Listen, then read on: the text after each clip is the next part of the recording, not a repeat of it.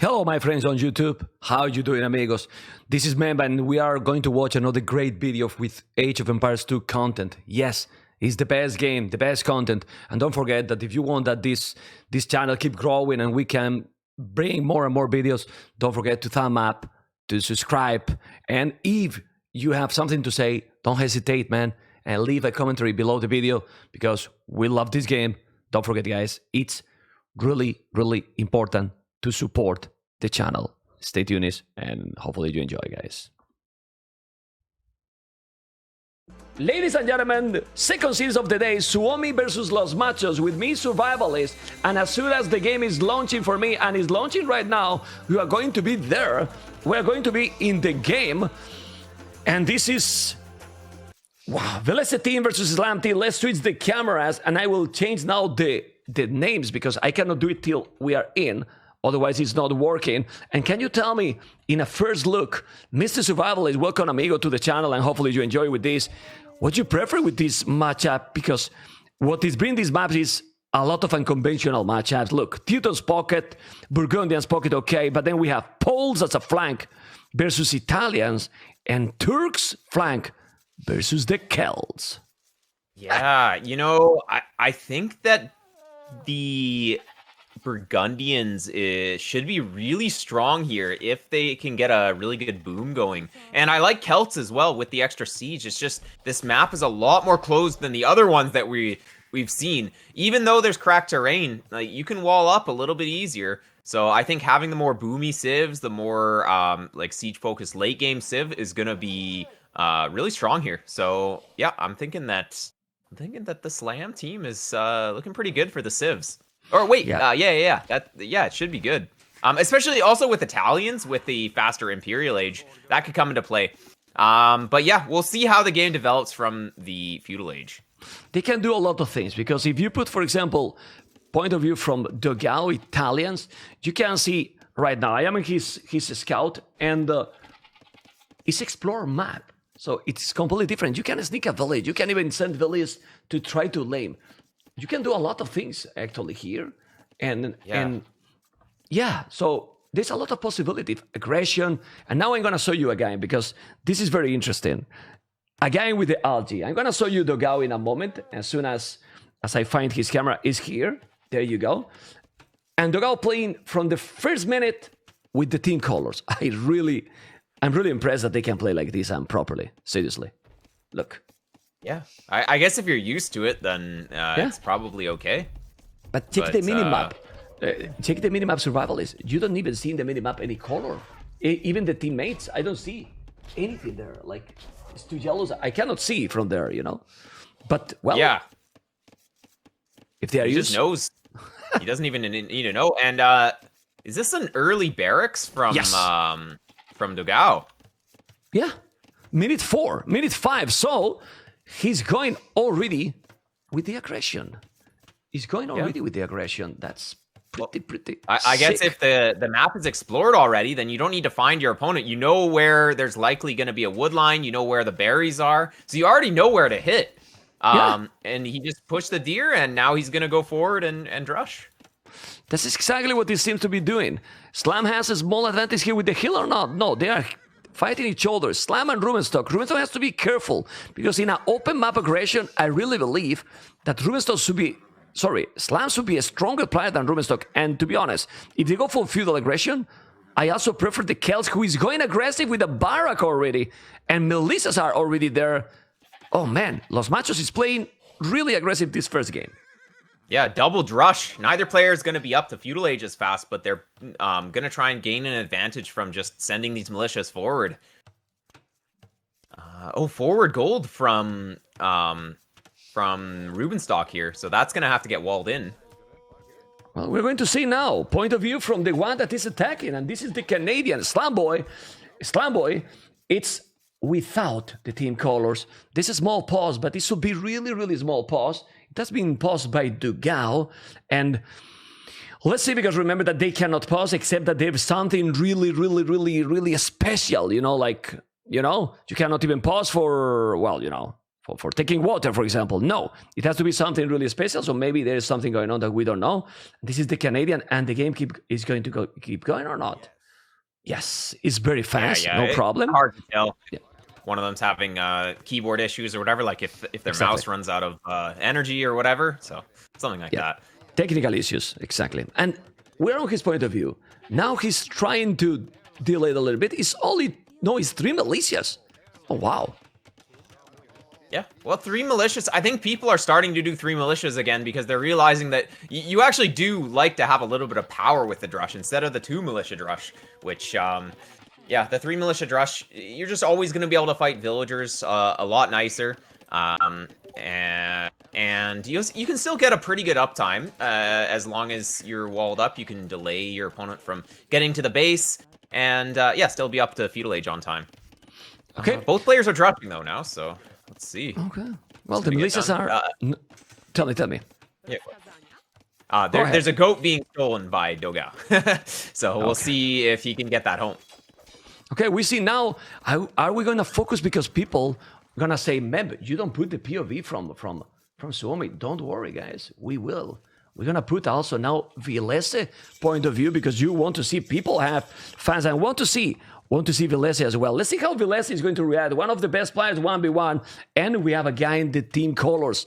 Vilese is here now trying to hold the aggression, and he's going to hold the aggression probably. He has more militias already than Teal, and he's going to be in feudal age faster. That's a problem, because now he's going to be up faster, and then he's going to take the initiative with Poles. Poles is in my opinion, for the aggression, is also a strong civilization. You go minus stone, you get gold as well. It can be really great survivalist. Yeah. Pole's economy is just so strong in certain situations. It really depends on who's going to take a better fight here. Who's going to have the advantage going into feudal age, because whoever has their militia still alive is going to have that forward position. Looking at the bottom, Slam lost his scout, which is kind of bad, especially because you can use that scout to pick off archers and stuff like that. It kind of died to the TC, unfortunately, for him. So yeah, this one archer is going to push away Slam's the militia. But on feudal age, the Celt militia get the speed boost, and now they're going to run away from the archer. Yeah, exactly. Look how fun is this game, Age of Empires 2, also, well, the tournament, of course, as well, but the players. Yesterday, we saw this map. One of the team, the Amigos team, went to wall in all the gaps, and they went pretty much naked for Castle Age. The other team, WWP, was trying to be aggressive against the walls. They couldn't. While now, we're watching the same map, and 0 walls, all aggression. And now there's one village probably is going to be down. No. So, they are just playing this like Arabia. Yeah, somewhat. So yeah, Dogao's in on the gold, but at the same time, like Slam is making 2 range archers with fletching right away, so he's gonna have the economy to do that. And it looks like Rubenstock is only on the 1 range, so I think that the eastern flank, Slam versus Rubenstock, I think is gonna go in Slam's favor. But look at these stone walls. Exactly. Rubenstock. Well, because he feel that against Slam is not going to be the great way to go. He has to wall, he's doing the arches. And then there's one thing, look how good he's doing this, the Max. The Max is getting time to his teammate. He's going with the scout forward and trying to do the job here, giving him time. He's just distracting them because the others don't even know that he's walling a stone wall. And honestly, this is a good one for purple. I don't know what you think. He's walling, he's safe. Yeah.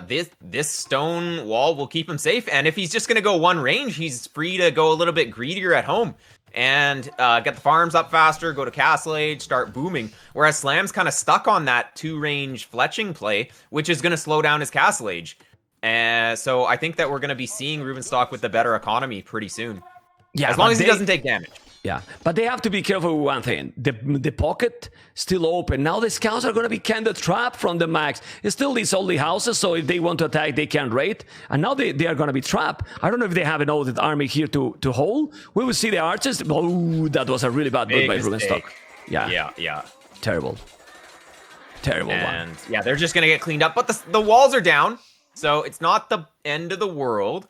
2 villagers idle at the walls for Rubenstock. He needs to fix that. Yeah, but survivalist, if they lose a lot of army, they can still delete the one house green in the middle, and then they go attack from there. But no, because Rubenstock already has stone gate in the middle. And now we have one thing here. Miguel is a great pocket, yes, but what about the max? Everyone know that the max as a pocket is insane. Please check his economy. Is this guy as a pocket is in another level, man. He's up to castle. He's in minute 15, 30 seconds. What's going on? Yeah. I mean, that's amazing. Well, he didn't add too many scouts. That's why they kind of lost the fight. He didn't have that many scouts, but it might pay off because he's going to be in Castle Age faster. And, well, with Teutons with the cheaper farms, you can get up really fast. And, yeah, maybe we're going to be seeing a pretty strong boom from him. Yeah, I don't like that Velez is only doing this Palisade Gate, because this Palisade Gate in the cracked terrain is going to be down like in 5 seconds. You know, super quick. So if they go to attack there, if they notice and they delete the house and go attack there, they can still do a huge damage to Velez. Yeah, and yeah, Palisades are pretty much holes, pretty much in some situations. So you might as well just make a stone gate. But then you can't add TCs, so there's always a trade-off. Yeah, well, at least double Palisade. Well, he's started to make houses. So if he's doing all houses in that area, he's going to be fine. So you were wondering about the snowball maps. This is looking like a longer game. Well, you never know, because Yellow is going to be up in Castells in a moment. Well, Miguel is up too. And with Burgundian's economy, my goodness. Burgundian's economy with Bozo, Heavy Plow, and Will Padro. So, poof. Survivalist. Burgundians, it's just insane. You could even get handcard at the end of Feudal Age. It's not even a bad call sometimes. It's just like, you just have such a crazy economy. And then going into Castle Age, just add even more TCs, get even more ahead. And then their late game is just so strong as well. So, yeah, I think the Burgundians is just such a strong pick these days. Oh, he was open. Look at the hole that Velez found his... Oh, he deleted. No, he deleted. Okay. He deleted because I see now the foundation. And, Scout, Archer Skimmers is going. Teal is not going to be wall in time. He's not going to be wall in time. And the Scouts are coming. He need to wall. Make a house. He's late. He failed. And these kind of situations should be avoided. You know, because it means that now Yellow is coming with the Knights, Mr. Survivalist. Yeah. Yeah, exactly. And that could be a reality at some point, because there is 2 stables going to be producing knights. So if Velez can keep this open for a little bit longer, then the knights could flood in. But looks like there's just not quite enough there. Okay. Well, let's see. On the right side, we have the stone walls. What is Slam going to do? I mean, what is impressive, check purple and blue uptime. Slam did more army, more archery ranges, and is still up faster than Rubenstock. How is possible? Yeah, well, Slam's macro is just on another level. That's pretty crazy. Yeah, it's amazing. But, Celts brings in the wood so fast you can get the farms down or even sell it or whatever. So yeah, looks like he used a little bit of market shenanigans there too.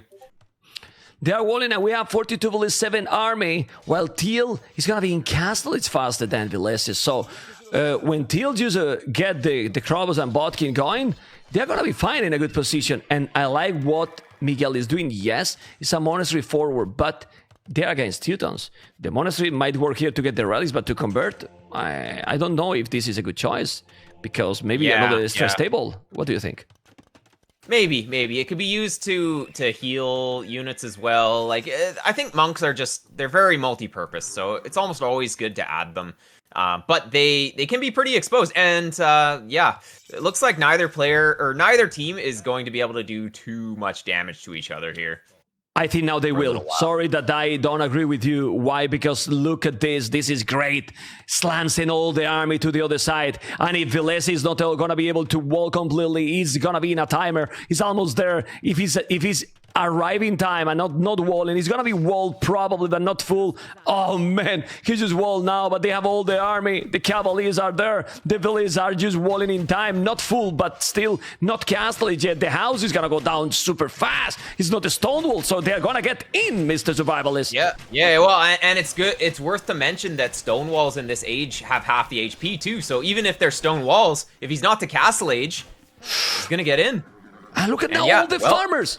Look at now the farmer for Velez, completely exposed because you are trying to get the best economy with the foreworks, yes, but now the amigos are just killing a lot. For some people that was telling this map is like Black Forest, blah blah blah.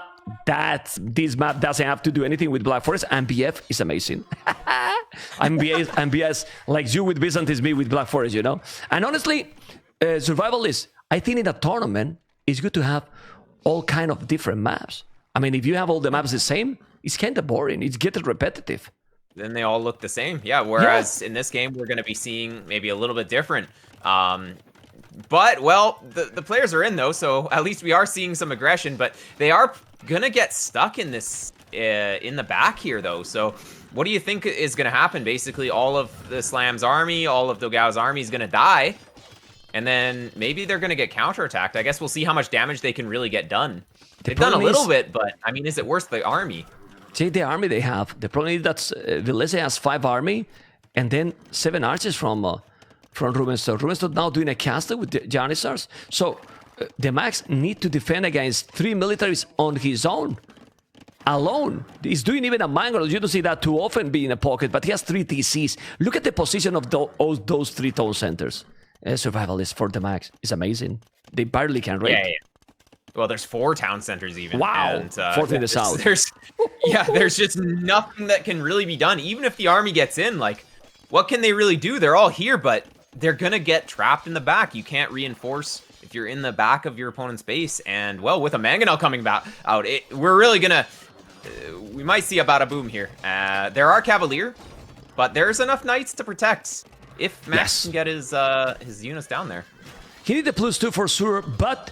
Oh my god, but exactly what you mentioned. Look at now with 1 TC. This is why the Italians can be amazing. And Dogao is on the way to Imperial. And Imperial, amigo, survival is changed the things. Because Arbalest and +3 is just amazing. And they have now 78 army. It's looking good for Los Machos. Yeah, it really depends on if we're going to be seeing these units get cleaned up. Or if they're going to survive until they can get the Imperial Age techs in.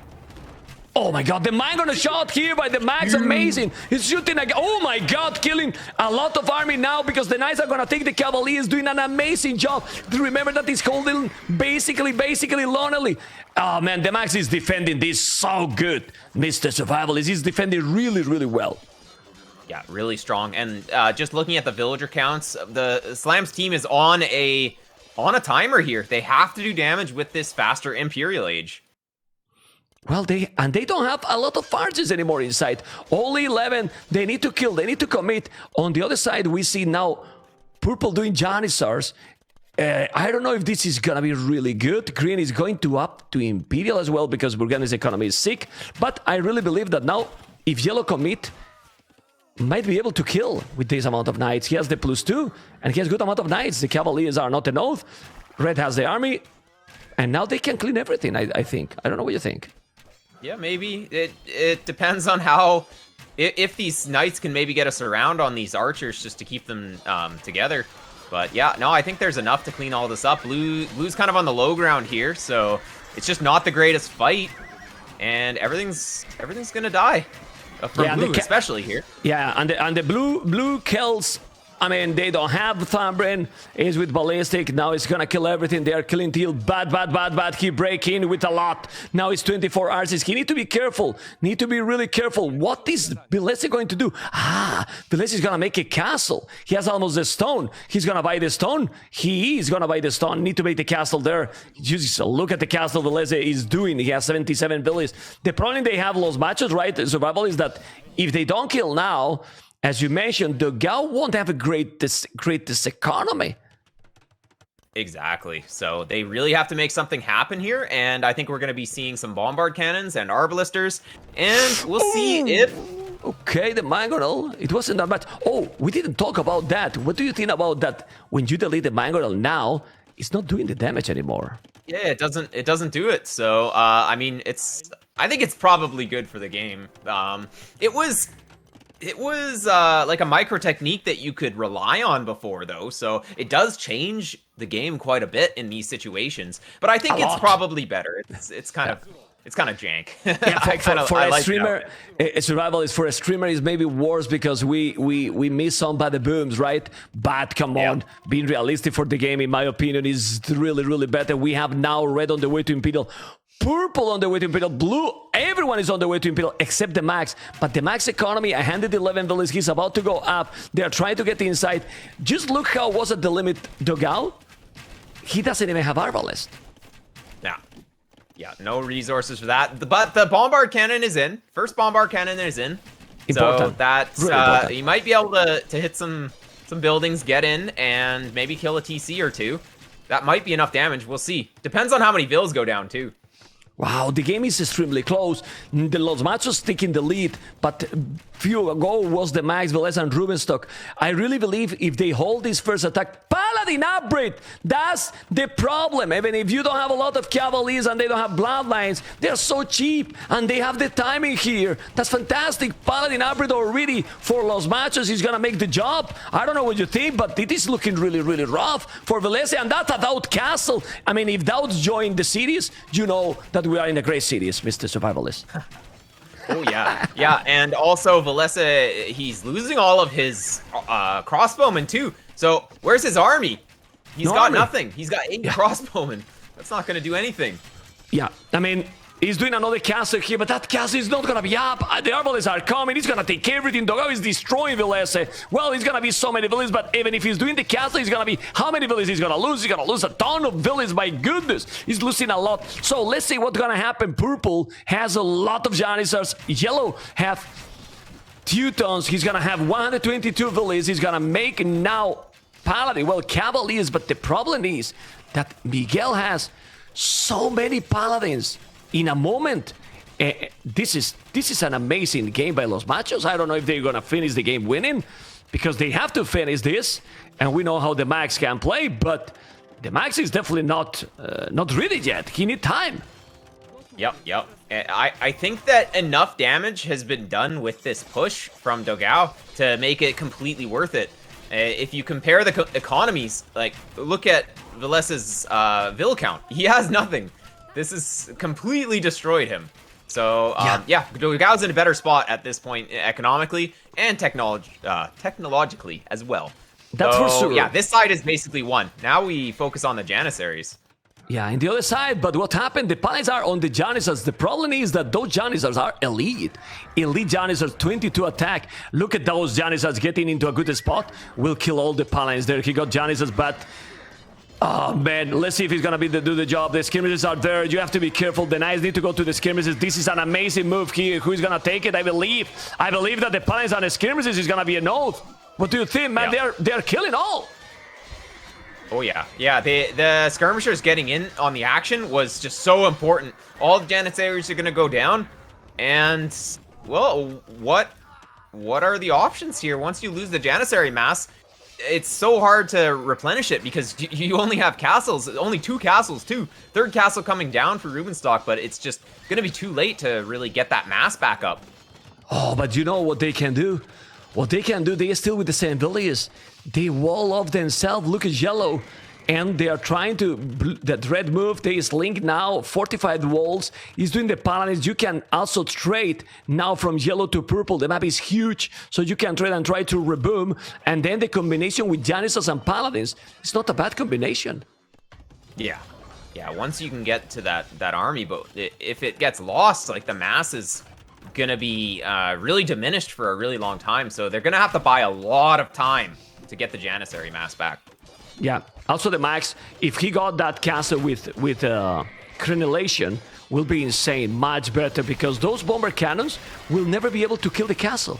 You know, and Dogao for now don't have yet a castle. Remember, guys, that when they are in Imperial, they can slink. Everyone can slink now. They are all in Imperial, so they can slink resources, so they can try to get the teammate in the game. Yellow is doing the Paladins, but right now the Turks is not able to do anything here. Don't you think that the Janissars was maybe a mistake? What about in this situation? Cavarts is from the Turks. The Janissaries was a mistake, but not necessarily going for them. I think he went a little bit too aggressive with them. Probably needed to hang back behind the castles a little bit more. I think going for the Janissaries was an interesting play, but it's just not really working out here. Once he lost the mass and he's losing the castle, he's gonna have to add in bombard cannons. He's gonna have to just really turtle up and get those numbers back. Okay, you can see how focused the players are. I'm checking now because I'm not checking the players at all. You guys can. We can't because we are focusing the action. They are so focused. Barely talking, probably just telling some notes. And there we have now Palace and Janissar versus Palace and skirmishes. Well, the Kells right now, Slam doesn't have any powerful units, to be honest. So if they are able to hold here with the Janissars, I mean, well, skirmishes can do well, but with the Paladins from Teutons here, they should be okay. And yeah, they are doing the coinage. On the left, they are trying to break in, and they are gonna break in. What they are trying is to get time, but it seems that Velese needed to do these walls to don't get destroyed in front of his base, survivalist. But he probably didn't think that they were that ahead. And Los Machos are just playing amazing, and this is looking the first game from Los Machos.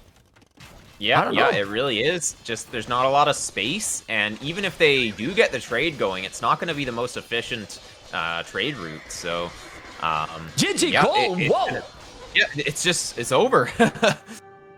It is over. It is over. The focus is real from all the players. Los Machos taking the first one. And you know what? I like it. They played open, they played aggressive, but they also reach the castle is even faster with better economy, doing more army than their opponents. So they played this one incredibly strong. Look at this. Yeah, it was really interesting to see some late game compositions here as well. Well, I told you that there is maps for every kind of styles, you know. This is what we try. We try to make a balance, you know, to open maps, super aggressive, middle maps, you know. It's, it's, let's see. Military, Dogao did an amazing game because with not so much economy, at the end he did 104 villages, but the transition to Imperial, 28 minutes. Velese was in wall, and then Dogao did a total domination here with his strategy. Survival is pretty much that was. Yeah. That was a really smart play going for the Italians fast imp, and well, I guess that makes sense why he chose Italians here, is just to get that Arbalist and Bombard Cannon spike and just push, even if there's walls up, if you can get the siege out faster than the opponent, just get in there. And yeah, I think that's really what won it for the team here. Yeah, I mean, I don't know why you guys complain about don't see the full graphs. This is how they did the capture age, because if we go bottom, there's no other way. We cannot see anything because they just changed the capture age completely, and that's their decision. So we cannot do anything about that, you know? They just changed all the graphics. I don't even know how they work. I don't know why this is here. The lines, everything is like it is. And this is the socials. You can see the population, you know, and they made it too big, too much space. Bill is the max 142, but the timing was here, the right one. And the timing, the momentum matters. And now we are going to go for game number 2. We are starting and we are in the Grand Barra map, and we are going to enjoy a lot with Mr. Survivalist here with the Maxes Kumans and Miguel Kemer. Both great pocket civilizations, but look at the flanks. And when you see the flanks, I'm going to know exactly what maps you want to win. Slam with Bohemians and Dogao with which one, Mr. Survivalist? Beautiful Civ. Byzantines, number 1. How can you beat Byzantines? Okay. Well, we can move. Are we gonna? Yeah. I will say, are we gonna see another fast in from Dogao? Well, good point, man. Good point. Right? The thing is, I'm being completely realistic. You can see the map how it is, and he's facing the Saracens. Saracens is always a very tricky civilization to face because with that market, probably they have almost the advantage with the Byzantine. Like the market is insane. But as I told you, you still need to wall if you want to be safe and go for the middle later. So there's a lot job to be done. Saracens, then the Max Kuman, and purple, Korea versus Bohemians. Oh man, we might see some castle with war wagons in the middle, amigo.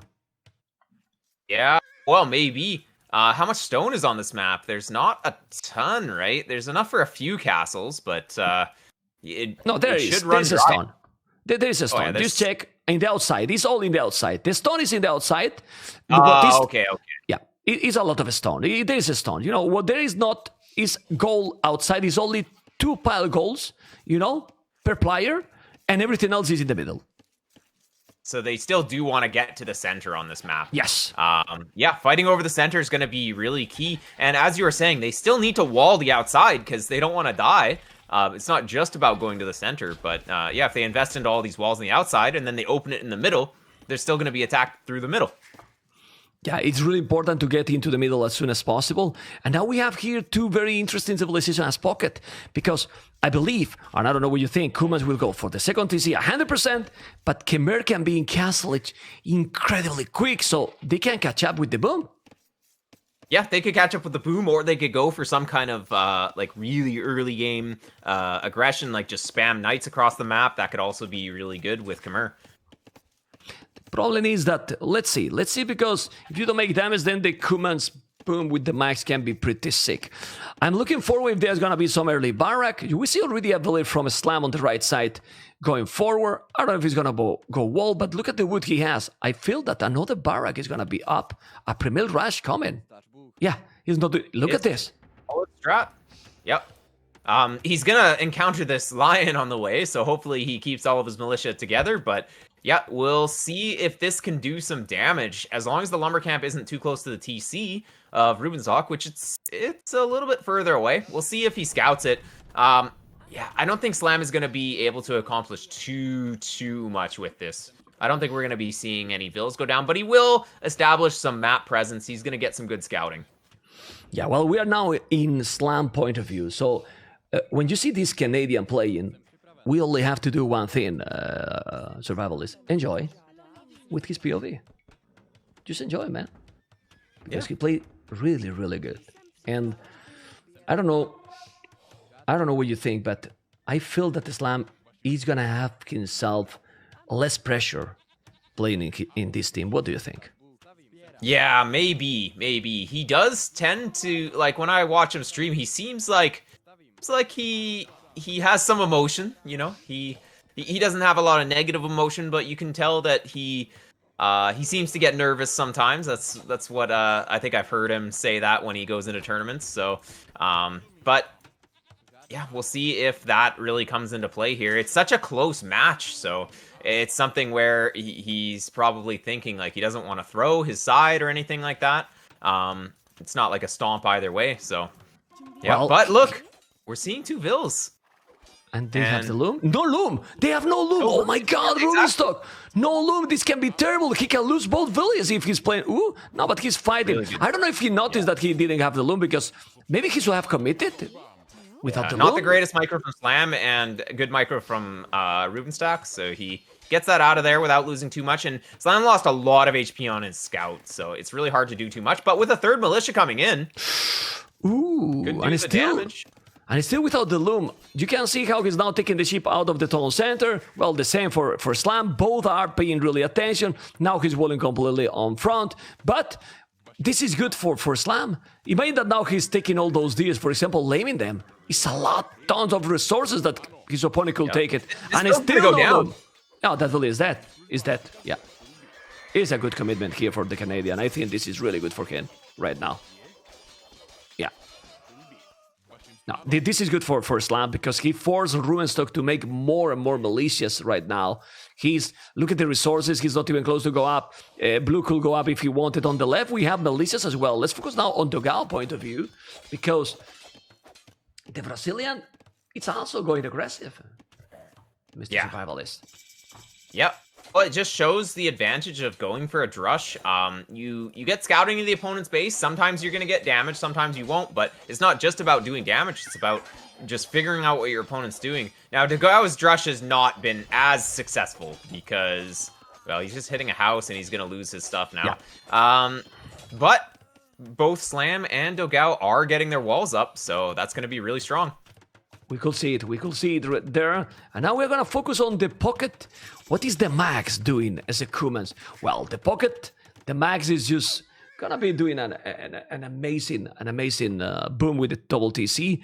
And Vilese, that in theory is the best 1v1 player by far, but he really didn't do too well in the first game. So he probably want to feel, He want to play, redeem with himself, and hey, I have to dominate. I have to prove here that I'm so strong.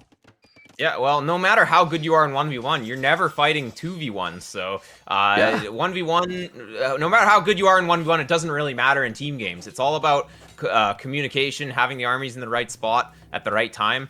The macro has to be really good as well, but yeah, it's more important to just have the units in the right place at the right time.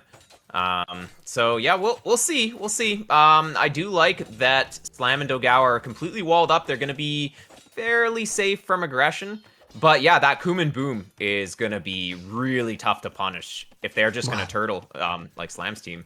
Well, the problem is that the castle each time by Miguel, 12 minutes, man. Look at the time. That's insane. Yeah, you were talking about the Khmer FC, and we're seeing it in action right here. 22 villagers, and he's up to castle age. I mean, seriously, man. Let's go and focus then. Let's focus a little bit on Miguel POV before this get into the action, because we can get there. And well, we have Miguel in the house, who is, as you can see, oh, that's not good, because what happened? Oh, it didn't load the POV. Okay, now it's there. Now it's there, guys. This is his point of view. Let's go. This is Miguel's point of view. And well, this is what happened here. In 14 minutes, he's going to have 3 tone centers. So how behind he's going to be with the Kumans? Yeah, I think that the Khmer 3 TC Boom is going to come ahead of the Khmer, or sorry, the Kuman 2 TC Boom. The advantage of the Kuman 2 TC Boom is that the early Castle Age is going to be really strong. So Kumans is going to have a ton of military in early Castle Age with this, if the Max decides to go for it. And now we need to focus then. When you are going that fast for this Castle Age, are you going to have the resources to really keep those TCs working? Because that's another thing to be really important. If you have the 3 TCs and then you get idle, it doesn't matter, you know? So with really good macro, he can make it work. So yeah, we're gonna see if his macro is up to par, and yeah, check back in on that villager count in another few minutes here. And this position is where the Saracens are going to be dangerous, really dangerous, because with the market bonus, you're going to keep attacking. He's already selling resources. And now we feel how Suomi economy is being on point. Yellow, the max is clicking. Man, the max is clicking with 2 TCs up to Castle Age in minute 15. Yeah, I mean, he's clicking up with 44 villagers. I mean, seriously. And just the barracks coming down, because he didn't even have a barracks before. Like, barracks is coming down now. Yeah, I think that, well, since we see a barracks, we're going to be seeing maybe 3 stable knights. And as I was saying, like, Kuman 2TC Boom gives you such a strong early Castle Age for spamming military. And that's my prediction for what's going to happen. We'll see. Yeah, we'll see. Look what a completely different gameplay. Vilese is already open completely in the woodline, survivalist. And look at Teal.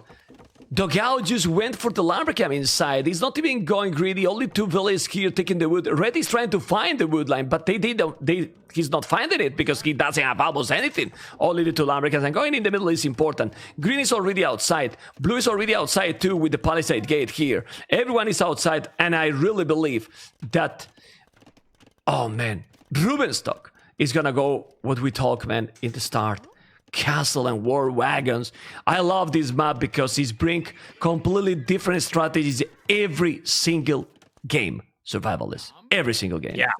Yeah, it's going to be really interesting to see the war wagons, because those things will tank archer fire. So it's just such a good counter to crossbowmen, and crossbowmen is just really the meta for team game. So having access to war wagons, or even if we had Bohemians here, which we do, what if we're going to be seeing Hussite wagons eventually? Really great counters to crossbowmen, just to switch things up a little bit. Now we're seeing the castle on Slam's flank, so he Rubenstock definitely just wants to be safe here with this. He doesn't really want to secure too much of the center, but that's okay. Maybe we'll get a second one in the middle. Look at Red. Red killed already 1 villager. 1 villager to Miguel Khmer, but Miguel Khmer is already ahead in village number with the Max, which is crazy. Yeah, but look at what Max is doing. He's adding 2 more TCs. Oh my god. 2 extra tone centers, and he has the Max already. 1 is stable. Is only 1? It's only one just stable for well, now. Well, Okay. if you're gonna go 4 TCs, then one stable's okay. Okay. Do you see also a second TC by Rubenstock, the castle, and that's what we were talking. I mean, the archers don't do anything against the war wagons. I mean, when you mass those war wagons, they're going to dominate big time. War wagons with the 3 base pierce plus Koreans with the free armor upgrades. They basically have 5 pierce armor out the gate, and crossbowmen only do 7 damage, so they're doing 2 damage per hit. And those things are tanky, just the HP wise as well. So yeah, war wagon is such a sick unit here. Yeah, really, really strong. We're gonna see he has the heal advantage. It's Slam, the Canadian. Does he have ballistic, so he has to micro really, really properly. Do you think here, if he can afford it, chemistry will do a huge difference here, or you still prefer ballistic? Ballistics is better. Like, chemistry, you're already one-shotting, so chemistry doesn't really matter too much. It's good if you want to add in hand cannoneers, but it's like, yeah, no, you want ballistics when you're fighting crossbowman versus crossbowman. It's just going to be more effective. Usually. Okay, let's see. And also with his micro, you can see Red is already doing the ballistic, and they're here trying to disturb a little bit. For now, Dogao is going to Green base. Green has 4 knights, 5 knights from yellow, but again, the max is already taking over the economy. 67 villages. And the war wagons are coming, and Islam don't even have a real wall. And now the war wagons are there. Imagine if he's doing ballistic with those war wagons. It's true that there's a lot of crossbows from blue, but as you mentioned, even if you got a lot of crossbows, the war wagons are so tanky, 150 HP. Yeah, it is actually worth mentioning that chemistry will increase the damage output against war wagons by quite a lot, because 2 damage to 3 damage is a pretty big difference. So it could be worth it to get chemistry against these war wagons, but it's a very expensive upgrade. Yeah, that's true. That We're maybe seeing monk defense from Slam. Yeah, maybe delayed yourself also a lot. Also, you want to make monks with Bohemians because you want to make fervor to have also the boost in your economy, right? So it's worth it to make the monastery as soon as you can. Anyway, we focus now in the middle, because in the middle we see more army for Los Machos, I think. Yeah, definitely in that spot for sure. Red need to get together with all his archers, and now we see a lot more war wagons here from Rubenstock. And massing this amount, I'm starting to get scary for the Canadian, but the Canadian is defending well. He has double monastery, so he read your mind. Man, you're connected with the Slam, amigo. Well, yeah. What is this? Well, you know, we're from a very similar culture. We must think similarly as well. Okay, the Knights are going back with the max now. They have to be careful. We have pretty much a 2v2 in the middle. And then Rubenstock versus Slam with the crazy micro. We cannot check all at the same time. But now we see how Vilese is having here the lead. It's proving now that Vilese is a very strong one, and now he's playing really, really well with a lot of archers. Yeah. Yeah, it looks like we're just going to be seeing battles in the center, just like this map is supposed to be like. So I wonder who's going to go for the first forward castle. Survivalists, check the boom from the max. Please. I mean, seriously. Yeah. I mean... It's a lot of bills. I mean, that's what happens. A lot of bills. Speechless, right? Like, what? I mean, 102 bills already. Oh my god. What can you do against this? And look at how many stables he has. He's going to be spamming knights like crazy. Yeah, maybe we're not even going to go to Imp here. It's just going to be full knight production. Well, I mean, this Imp is still going to be good, but...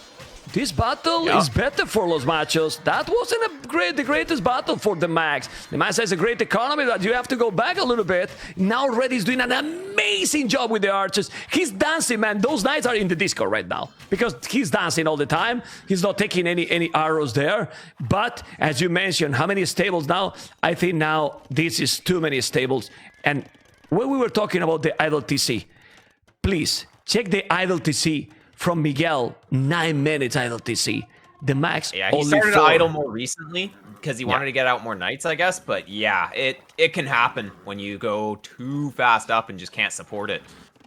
Oh, wow, but look at the guy in the Byzantines. What happened with the Byzantines? On the way to Imperial. So, with the same army, 65, 67, better economy for Suomi, 100%. Yes, they have a better economy, but, ladies and gentlemen, this Arbalest transition with this amount of army can be just insane. And those Arbalest is a different thing, Mr. Survivalist. It just seemed like Dogao spent all of his time practicing fast imp, and he's just going to choose all the fast imp civs. And, well, if he's got a really smooth build down, really good strategy for it, then it could pay off here. We're seeing Sanctity come in for Slam. He's going to be committing on these monks. That's interesting to see. Well, they have a crazy amount of army, both teams. A lot of archers, war wagons, knights, crossbows. And now instead of seeing only crossbows, we see a lot of monks. The monks are crucial. He need to get the war wagons. And that's why he need to go back. Now 28 knights from green, 26 knights from yellow. Great economy, yes, but they have the monks. Oh my goodness, I think Los Machos can take this battle. Those monks gonna help a lot. I don't know if those war wagons are going to be a note. Is the mags, the mags with the domination or not? I'm not sure. I don't even know how to read this fight. Yeah. I don't even know what's going on. Yeah, too much. It's too much. But the war wagons, as you mentioned, are so tanky. And ladies and gentlemen, the mags, it seems to be dominating with 130 villas and spamming army all over. The problem here is that the Canadian has lost absolutely everything. All the archers and pretty much all the monks. So now they can keep going. Yellow is coming forward to do what? I don't know. Stables in the middle. Oof, is a no doubt the Arbalest upgrade for the Byzantines here? Is an oath? Because I'm not sure anymore. Well, you know, Arbalest and Bracers pretty strong. So if he can get those, honestly, like, those will kill Castle Age War Wagons. Once you get all the upgrades, and looks like we're seeing chemistry from Dogao as well. So he's going to be committing on that fully upgraded Arbalesters before he does anything else here. Yeah, but do we have a problem? Well, we don't. You don't have. I don't have. Los Machos we have, because the Kumans, the Max, is on the way to Imperial with 135 volleys. But they need to keep the army alive, because if not, the snowball can be real. Purple is doing another castle in the middle of the map. Yes, trying to get the map. And obviously, if they keep... The problem they have, Dogao, Miguel, and Islam, is that this map is so big, so you can't go back till you get the Cavaliers, and then the Arbalest not gonna do that much damage here. I don't know what you think. This castle's being denied, though, so okay. That's the first step in the right direction here. Chemistry's gonna be in soon, too. And these crossbowmen are gonna be able to take a really good fight. They are trying. Military numbers still SUOMI with more, but now it's not about the quantity, it's about the quality, and the archers are still not Darvelous, man. Those war wagons still really, really strong. And the mass has, man, the mass has already 31 knights, and is still on the way to Imperial. Now Red going to Imperial as well, but man, this Los Amigos are pushing back. This is amazing. Yeah, really, well, really Arbalest amazing. it's only +1 armor and some HP, so honestly, like the other upgrades, once they're in, these crossbowmen are doing 9 damage per hit. That's strong enough. Arbalester is a little bit more expensive, so it's going to come in a little bit later. But look at these war wagons will die to these crossbowmen. Yeah, that's why he's going back now. The problem is that if he's able to go up to Imp, ooh, and we have now the Canadian Slam on the way to Imperial with Bohemians in a moment. And that's a pretty sick, crazy civilization in Imperial. Oh boy, the game is getting closer and closer. The scores still say that SUOMI is ahead, but I think the key is the max, man. Look at the amount of farming, 180 population. His score is insane, doing the Cavaliers already and +4. And those knights, I mean, those Cavaliers with +4 are gonna take everything, man. Yeah, well, gonna be fully upgraded Arbalesters from the Byzantine player. So, yeah, it really depends on if Max is going to take a good fight. Because if Max takes a bad fight, then the game is even. But for now, that Knight Mass is just too big. Yeah, but the problem also is that those war wagons well, really soon, they will have Thumbbrain. Now it's going to be in Imperial. It's going to be +4 already. That changed a lot, too. We see how Slam is doing now the Pikeman upgrade, because he smelled that the Max is going to go with the Cavaliers. And you see the problem with the Max? It's gonna have Paladin upgrade right away. Look his resources, please. This is insane. Like, seriously. Yeah. Look at well, that economy, Bohemian man. Halves are really strong with the extra but attack, though. Survivalist, that's resources, and he's doing heresy. I mean, he's doing heresy, and he still have the Paladin upgrade. What is this boom by the Max? Insane. Wow. I mean, what the hell? I mean, well, that's speechless going to shut completely. down Slam. Slam's Mass Monk and Heresy's in now. What are you gonna do? Well, Slam is going Pikes though, so that's good. Yeah, but in time, that's the problem. I mean, he will have Halbardiers when the Max is already there with the Paladins. He's just waiting for the upgrade, and it's gonna be good also because Purple will have more. Teal, Dogao is still without the Arbalest. It's booming now, but I don't know if that's gonna be a good one. The score is still very, very close, but now Red will have Arbalest as well. It's still, Vilicit, no army, 14 army only, and pretty much only 2 Ton Centes, 64 Villiers, and now we have Miguel Chimera in Imp. If he's going Elephants, my goodness, this is getting so interesting. The Max need to kill now because Halbardier is gonna be there. Hovniche, Elephants. This can be, if the game go longer, Miguel Islam and Dogao can get the game. Yeah, oh yeah, this could go either way. Both they're gonna be setting up trade now as well, but we're gonna be seeing a fight, so that might not really matter. But yeah, Elephants are coming in. It really depends on how many Halbs are gonna get to the front line, because the Halbs are the key here to taking out these Paladins. Oh man, and not only that, look at the amount of Paladins, but now we have what? Elite War Wagons on the way. He need to keep going. He has the Monks. He need to kill the Monks. This is so many Paladins. Look at the Max score. The Max with 70 Paladins and 20 more in the queue. 70 Paladins. Survival is 70 Paladins. The Max. How can you fight that? How can you fight that? It's incredible. Paladins with Heresy as well, by the way. Oh my god. Well, absolutely madness. What a great game. What a great performance. The Max played insane as a pocket here. And, oh man. He's crazy, man. Well, he's crazy. You keep seeing Kuman domination with this 2TC boom. So strong. Yeah, I mean, pretty sick. Just look how they are now killing a lot. They just need to make ramps now, probably. You know, few trebuchets to kill all the buildings because still, now I like it that he's sending few Paladins to raid. Green is forced to wall. And remember that the wood is always exposed here. You can raid all over the map. This is pretty crazy. And you know what? This game's not over yet, though. So they're pushing in, but I don't think they're going to be able to push any further. There's still Trebs on the back line, but as you said, this map is pretty big. So there's lots of room to fall back. Yeah, but if you lose the middle, then you need trade. And that's why Blue is doing that. Slam is doing markets. Remember that Bohemians can have the trade cut in seconds super fast. That helps a lot, you know? But you can see they're setting the trade, man. Purple setting the markets. They still with a lot of gold in the middle, but they need siege. Military numbers, 126 Los Machos has more villies than SUOMI. Look at these. Yeah, more well, we're getting ready for a long game here. The Hoofnitsa are out. They could be sniping Trebs if the Trebs go too far forward. Of course, Paladins can snipe them as well, but with the Halbs there, it makes it a lot more difficult to snipe the bombard cannons. The problem is the combination. Like, look how now Purple and Yellow, they know that they need to be together. Because if the Paladins are together with the War Wagons, how do they stop that? Even with the Elephants, you know? I mean, he has 8 Elephants, now Elite Elephants plus 4.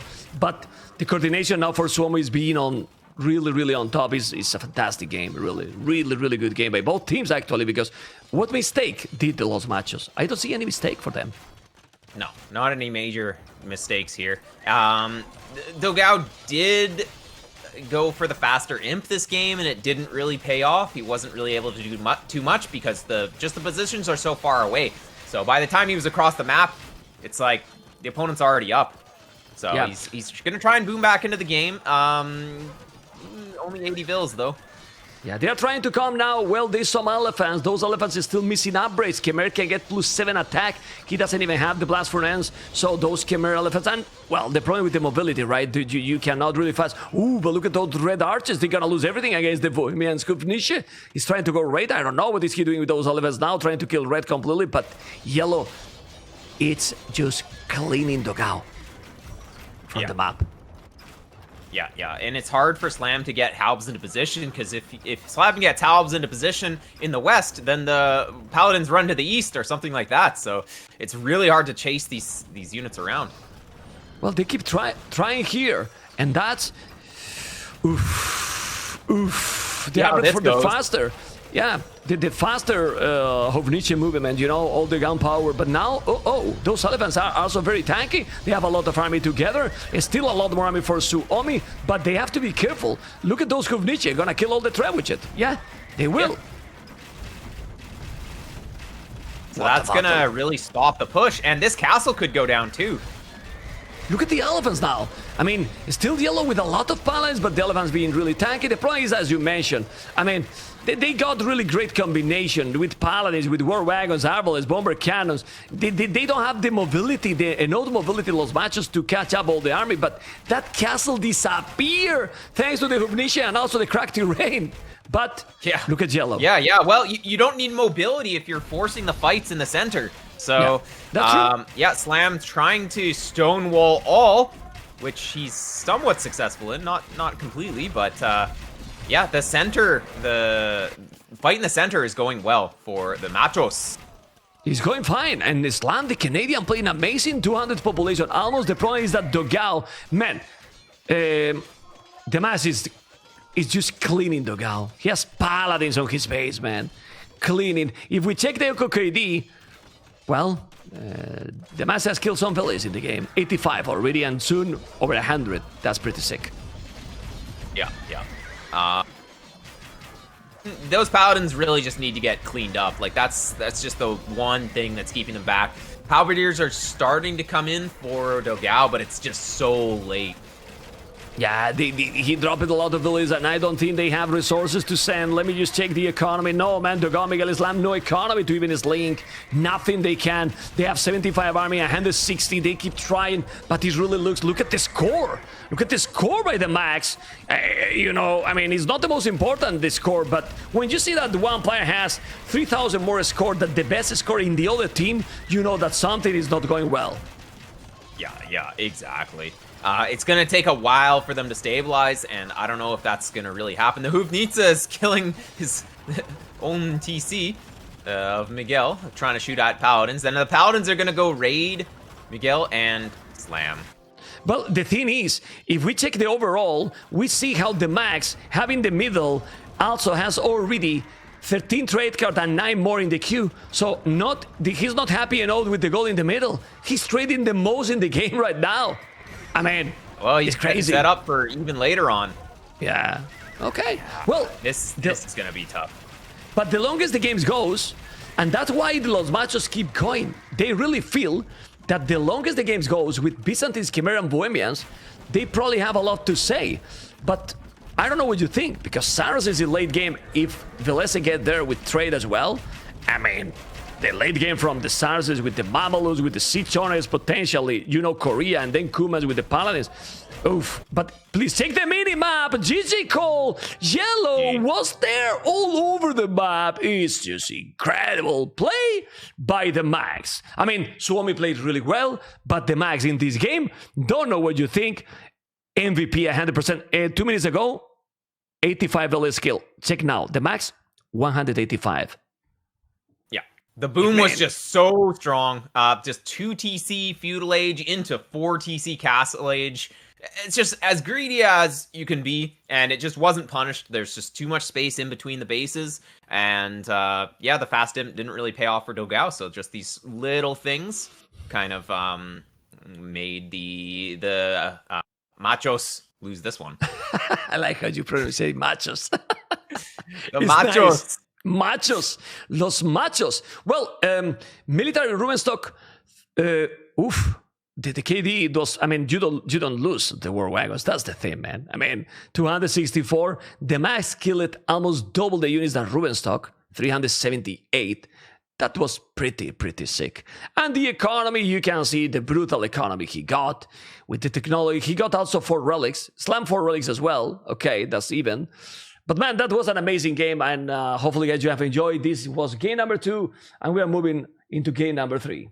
Game number 3, ladies and gentlemen, is about to start. Canyon Lake, this match is gonna be really important, because after this one, we're gonna have a match point there. Match point for sure. The game is starting, and look at this beautiful map. Los Machos and Suomi in a map that... a lot of potential strategies, and unlikely to be those crazy big battle in Imperial in this one. We could consider this like a little bit like Arabia, because it's open and well, pocket scouts, but the factor with the water in the middle, we have water. Not a lot of survivalists, but this lake in the middle can make a lot of things in this map, and look at those civilizations. Yeah, when water's added into the mix, it just changes everything.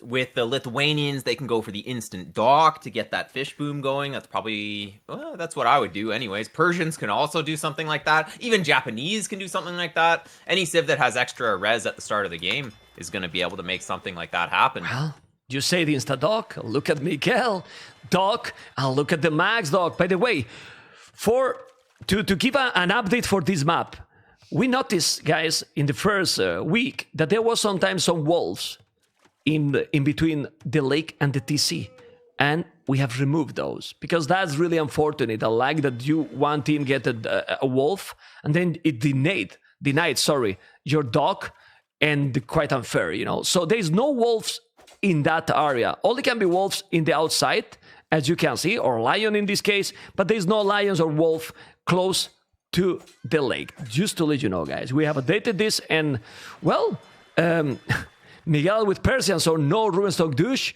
And do you think the flanks will also make a dock? It's kind of hard to tell. Like, there's not that much fish in the middle, so exactly. If everybody goes for the fish, and you scout your opponents all going for fish, maybe you just die on the land. So maybe it's not a good idea to have everybody go for the center. Yeah, and you can see how the map it is. The TCs are in top of that hill, let's say in an elevation. That area that surrounds the town center rocks. You cannot build, in those areas.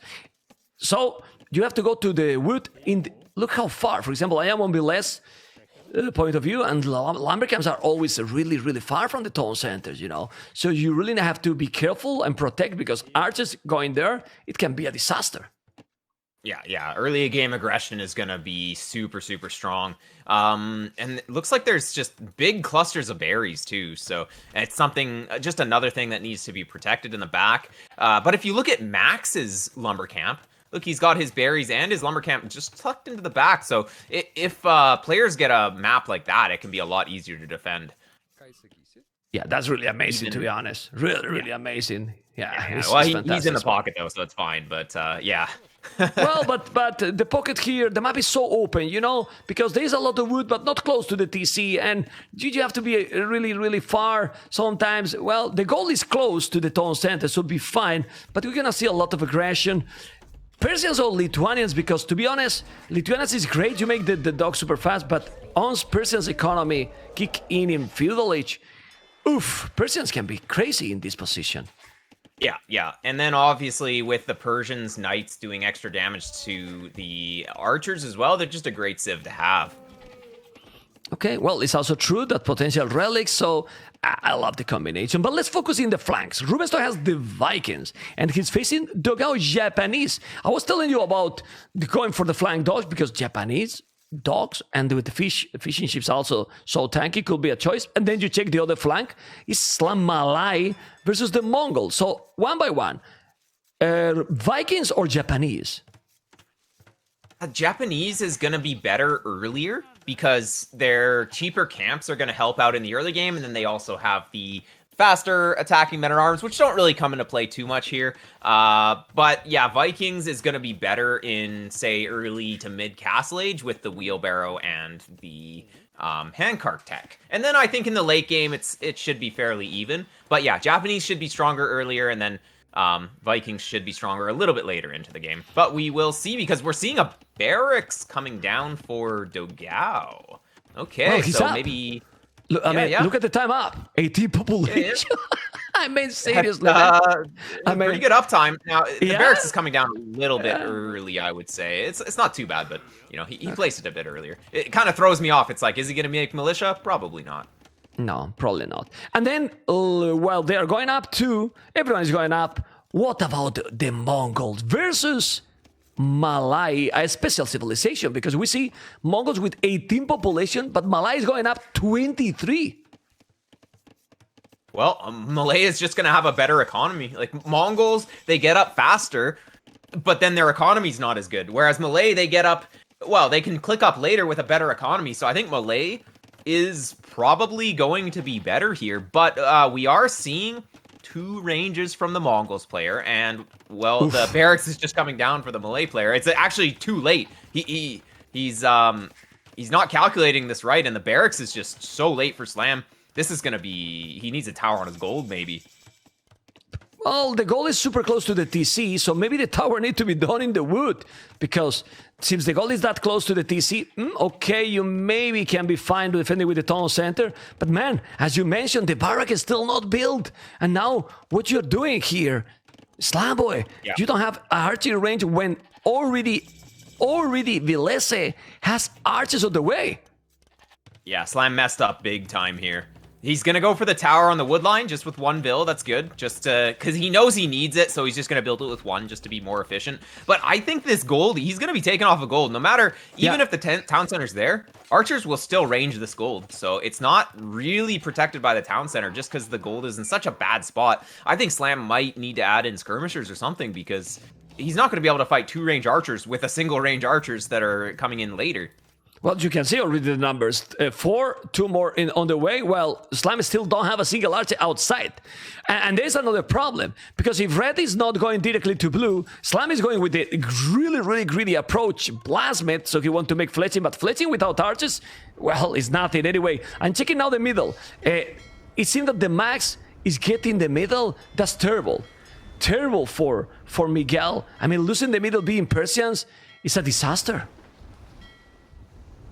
Yeah, and it's going to be really hard to justify spending more resources into securing the center, just because, well, Slam's going to be dead if Miguel doesn't help him. So what does Miguel do? Does he invest into the center to try and take back center, or does he try and help out Slam? And, well, looks like the stable's down, so he's going to help Slam with the scouts. Yeah, he's gonna go. I mean, he's gonna go scout for sure. I mean, with the resources you get with Persian, he has 1 stable. Yellow gonna have a stable as well. So, in top of that, they are doing also a scout. This is amazing map and super difficult to play. Survival is this water adds a lot into the game. And now what I like is that Slam is doing what you mentioned. He's adding the skirmishes, so he's trying to stabilize, and he's pushing Vilese back. He's doing a good job according to the situation. Yeah. Hopefully he doesn't get caught out by the reinforcements that come in, but yeah, no, he's paying attention. Yeah, I wonder if Slam should pick up armor early off for these skirmishers, because it really does help a lot in the skirmisher versus archer battle, and it helps archer versus archer in lower numbers too. But yeah, there's just so much military from Vilese. Yeah, he has a lot. He has 11. And now the really difference, if you are Malay, you want to be ahead, but look at the Canadian. Idle TC. Idle TC already 1 minute 11, so all the advantage you get with Malay, it's gone. It's completely gone. Well, Vilese has only 28 seconds on the right side. Let's check a little bit, because they are, it seems to be pretty even. You can see military numbers with the Viking Rubenstock is 13, even ahead with Dogao. So we need to focus on the left, because it looks like it's the harder part here for Los Machos, Mr. Survivalist. Yeah, they're being pushed back. And just Slam messing up his Dark Age that badly is... You're really seeing it here. Just they don't have enough to fight. The skirmishers are going to get caught out of position here. This could be okay, though. The skirmishers are doing work, actually. Yeah, he has the armor. So those archers are not killing that much. The skirmishers are doing really well. The problem is that the max is outplaying. Why he's outplaying? Well, because he's a monster as a pocket, you know? And he has right now 6 scouts, while Miguel 1. I mean, exactly. Well, sick. Miguel lost the center, so if you lose the center, how are you going to spam scouts? It's all a cascading effect here. So Max still has the center. He's got enough fish to spam scouts just kind of for free, just based on the fishing. Yeah, but it still is Persians. And just check Persians' economy. Look at Miguel. He has 14 farmers. And if we check, Lithuanians, 2 farmers. So he's out of economy. Something is going wrong with him. Let me check the resources. Well, he's at the limit. He's adding a second stable, you know. He knows that he has to produce more. But he has, look, without the lake, he has 38 villages more than the max. But please, the max is on the way to castle. He's in 16 minutes right now with so many scouts. I mean, insane economy thanks to the lake, man. Insane. Yeah, exactly. Fish is just such a strong food source. And just the fact that you can build fishing ships instead of just villagers. It's like you have 2 TCs in Dark Age, pretty much, if you Yeah. have fish. So it's Crazy. pretty much always worth it to go for. Crazy. And now we see Velese that is going completely aggressive all the time. Look at the army numbers, 18, while only 9 for Slam. Slam definitely mess up something there. And now we have Dogao on the right. Dogao has 10 army. Well, Purple and Teal is still their own battle, and they are still pretty close. So we need to focus completely in the pocket. You know, the pocket from Miguel, they're dead. I mean, I'm sorry to say, but how they recover from this?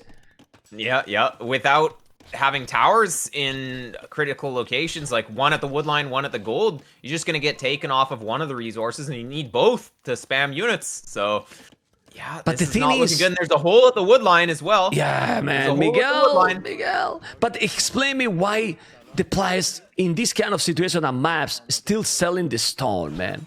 You need the towers, man. Seriously, make army. Too greedy. Yeah, honestly, like a tower is just so strong in these situations.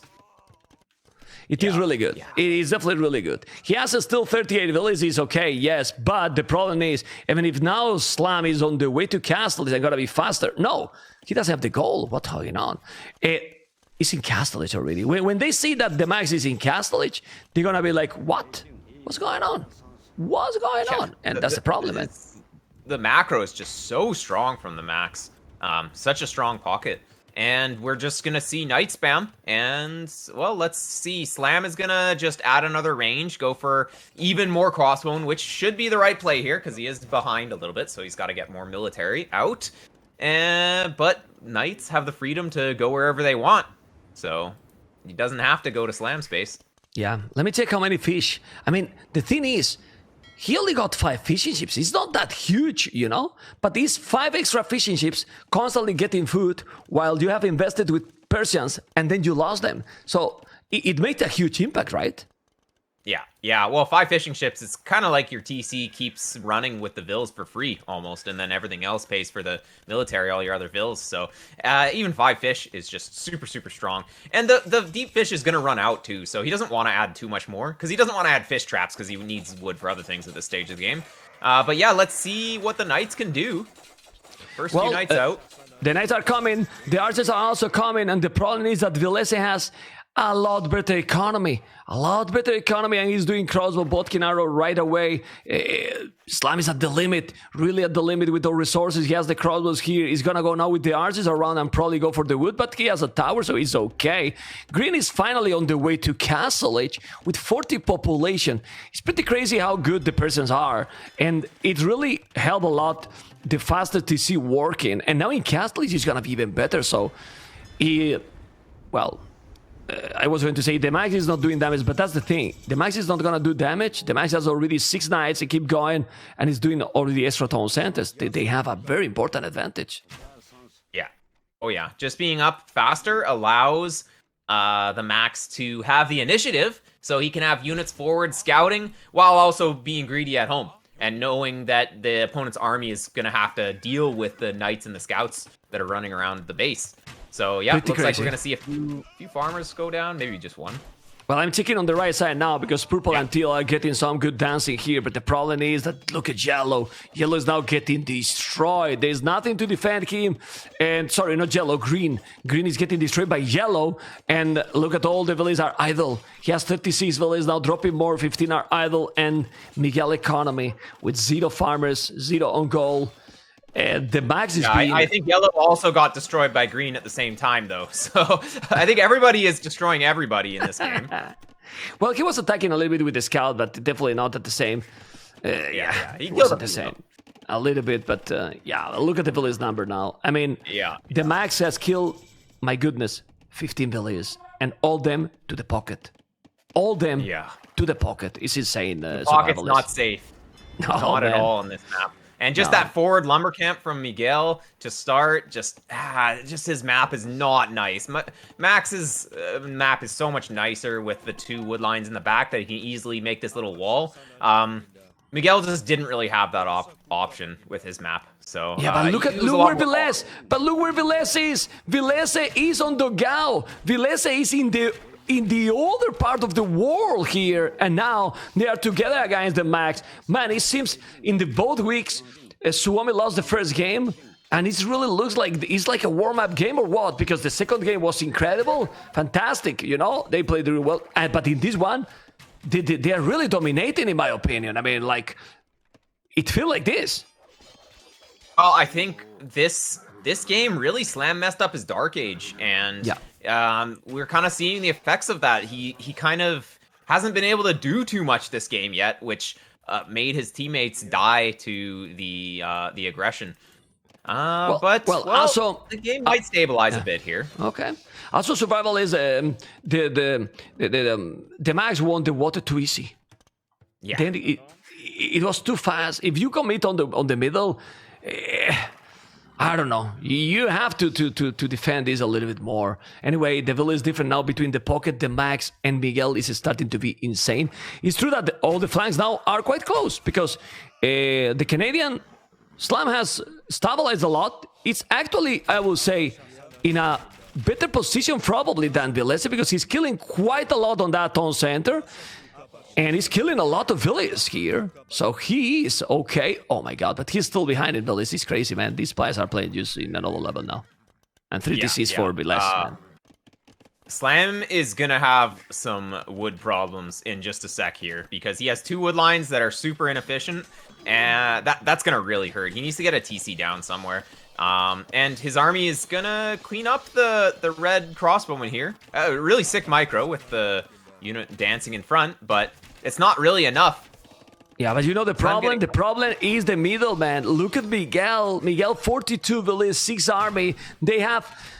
Red is still there. I mean, Vilese, while he's fighting at the same time to Slam, it's in the middle with the Max. So we have to give him the credit he deserves as well. Vilese is playing now insane.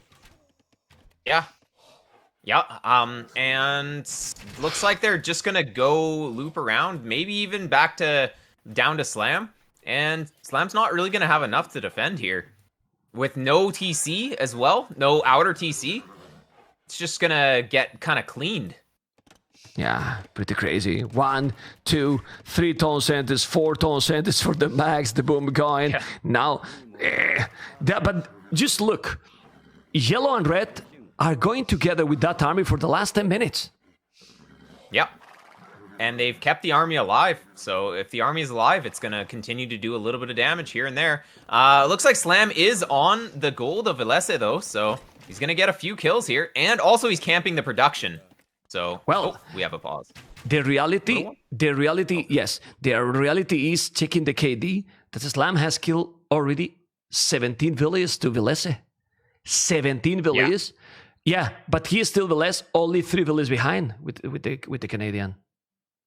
Yeah, exactly. I mean, well, it's not all about just killing vills. You have to create vills as well. But in the other way, if you don't create vills, you have to be killing vills. And well, we're seeing a lot of vills go down this game.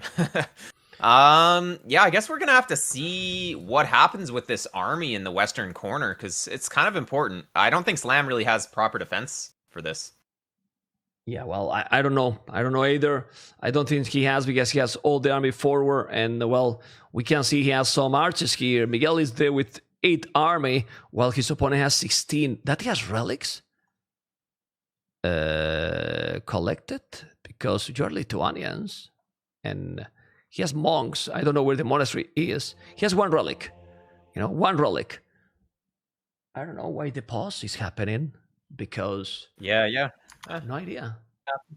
Technical difficulties. It's okay. It's what we get for live. It's the payment for going for live games. Yeah, it has the pros and cons, right? Pros and cons. Yeah, hopefully it's nothing big, but I feel I see all the players are there, so nobody's dropping, right? Yep.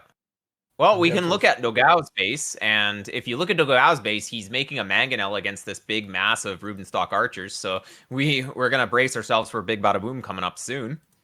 Okay, it seems that Islam got a problem, that his game was froze, so maybe they will have to restore. I'm not sure. Yeah, let's see. I just talk with the admins, and they tell me what's going on. So Islam got a problem, and, well, not only Islam, Los Machos got a problem, right? Yeah, it really did. It really did. Let me see if I can fix that camera with the max. Let me refresh this. Yeah, the resolution is not the best, but let me just check if refreshing this can work better. Well, it seems that now it's better. As you can see, guys, sometimes it's the connections issues, you know, and the bandwidth. They're talking. I don't know what's going to happen now. And okay. Yeah, so they pause it and then it doesn't continue. So we are restoring, guys. Okay, we continue the game. Has been Islam.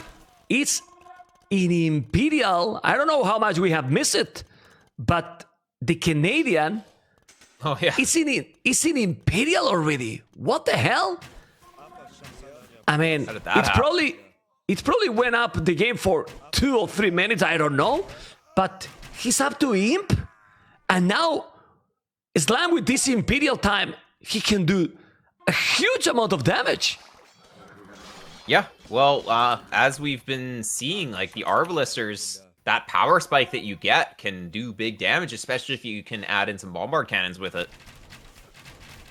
Well, we don't have to really miss a lot, because being Malay, the time up is gonna be so quick. It's gonna be sick. And this is a question that I want really to ask you fast: chemistry or Arbalest? Because I believe that it's better the Arbalest upgrade, or because he's doing chemistry before Arbalest upgrade. Yeah, okay, so the reason why players get chemistry first is because it takes so much longer to come in. So if you make chemistry first, and then build up resources, and then get the Arbalister upgrade later, then you have them both come in at the same time, and it's an even stronger power spike. Also, chemistry gives them access to bombard cannons, so usually players are going to get chemistry, because Arbalister upgrade is only 1 damage and 5 HP. It's really not that much bigger, especially if your units are getting one shot anyways. So I like the chemistry choice first. Okay, I see here a crazy big battle here by Yellow and Teal in the middle. They are trying, well, Green and Teal trying to kill all those archers from Purple, which is so important because Purple is on the way to Imperial. He has 50 archers, 84 villas, and Teal, 82 villas, 41 is going to Imperial as well. And Slime is focusing in the pocket. Do you think that's the way to go? Because Red has now 0 army. He could do a lot of damage into the Mongols, and you don't want to let the Mongols get into the late Imperial. That could be sick. Yeah, well, one thing is that if you feel like you're a bit behind, you have to do some crazy plays, like go aggressive in the pocket or whatever. Go for maybe an unconventional play where they don't expect the army to show up and try and get damage that way. It's like you almost want to go all in with that kind of strategy instead of just trying to push the front like normal. So I really like this. This could do a lot of damage. But look at the score. I mean, the score is closer than ever. It's probably gonna now, Los Machos gonna take the lead. Slam has killed so many villages. I believe this is wrong because we restore, so we don't have the whole statistics because it only gives us the data from the restore, which is a pity for sure. It's a pity that it's not loading the restore. Well, it's what it is. And now they're reading a lot. The problem is that again, it's gonna be up to Imperial and with 3 relics the max. Oh yeah. Yeah, just those Lithuanian Nightline is gonna be so strong with those relics. Really, really strong. But Slam has to kill Vilese, man. He has no army. It's now 98 villages. He needs to make bomber cannons. Slam is still with only 1 ton center. You cannot keep going with 1 TC the whole game, right? He should do some economy because I know that he has Arbalest, but if the game keep going longer and longer, yeah, it's only 50 for villages. Are going to be needed. Yeah, eventually. And once your economy gets to this point, it's like adding another TC doesn't really cost too much. But he does want to get all of his Arbalest upgrades first. So, yeah, that's kind of the focus, and then maybe boom afterwards. Okay, let's see, because Yellow is gonna be in Imperial. I don't know if we're gonna see what. It's gonna be Latest, it's gonna be Paladins, probably Paladins. Red is having 2 castles on his base, on top of that beautiful elevation. And now he has 100 villas. The problem is, he's letting Velez to boom. And imagine that Velez is going for the drill. I mean, imagine watching now the drill with Rams or Onegas, for example. He's gonna take everything from Malay, from his land right now, because he got all the Arbalest, and they are in the opposite side of the map. But Rubensov might be in problems because Teal is now coming in front as well. Yeah, exactly. It's kind of hard to read some of these fights sometimes because micro matters a lot. But yeah, it looks like we're going to be seeing some Rams from Rubenstock and pretty big Mangonel shot there.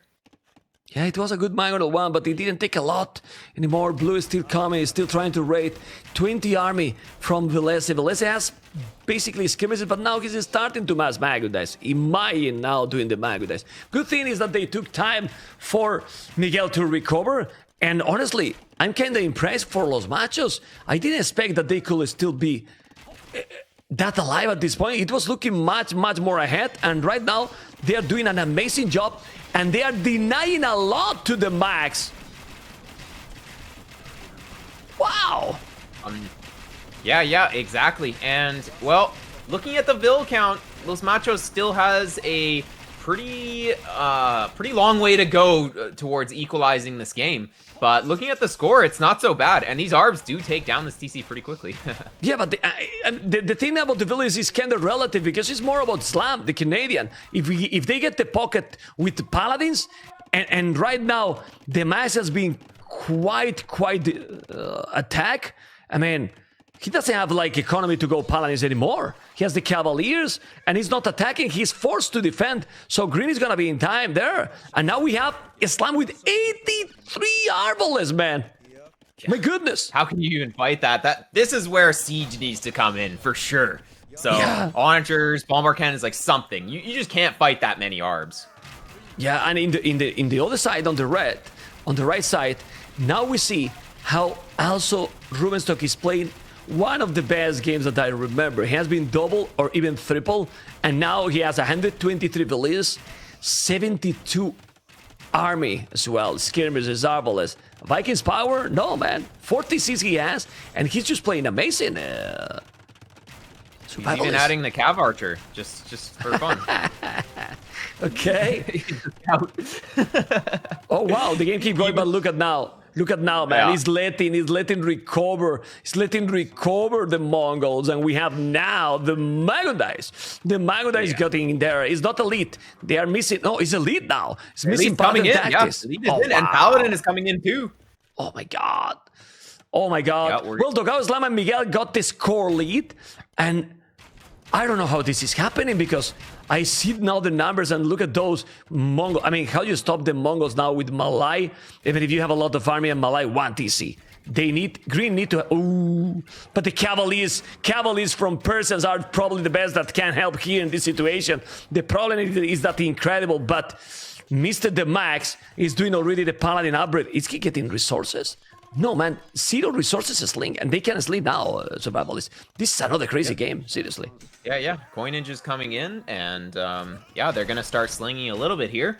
Yeah, I guess it's really gonna come down to if the Mangadai can retain their mass as well, because you need a lot of those units. If they do die, if a few of them die here, that's not maintaining the mass. Like the Cavalier are easier to replace.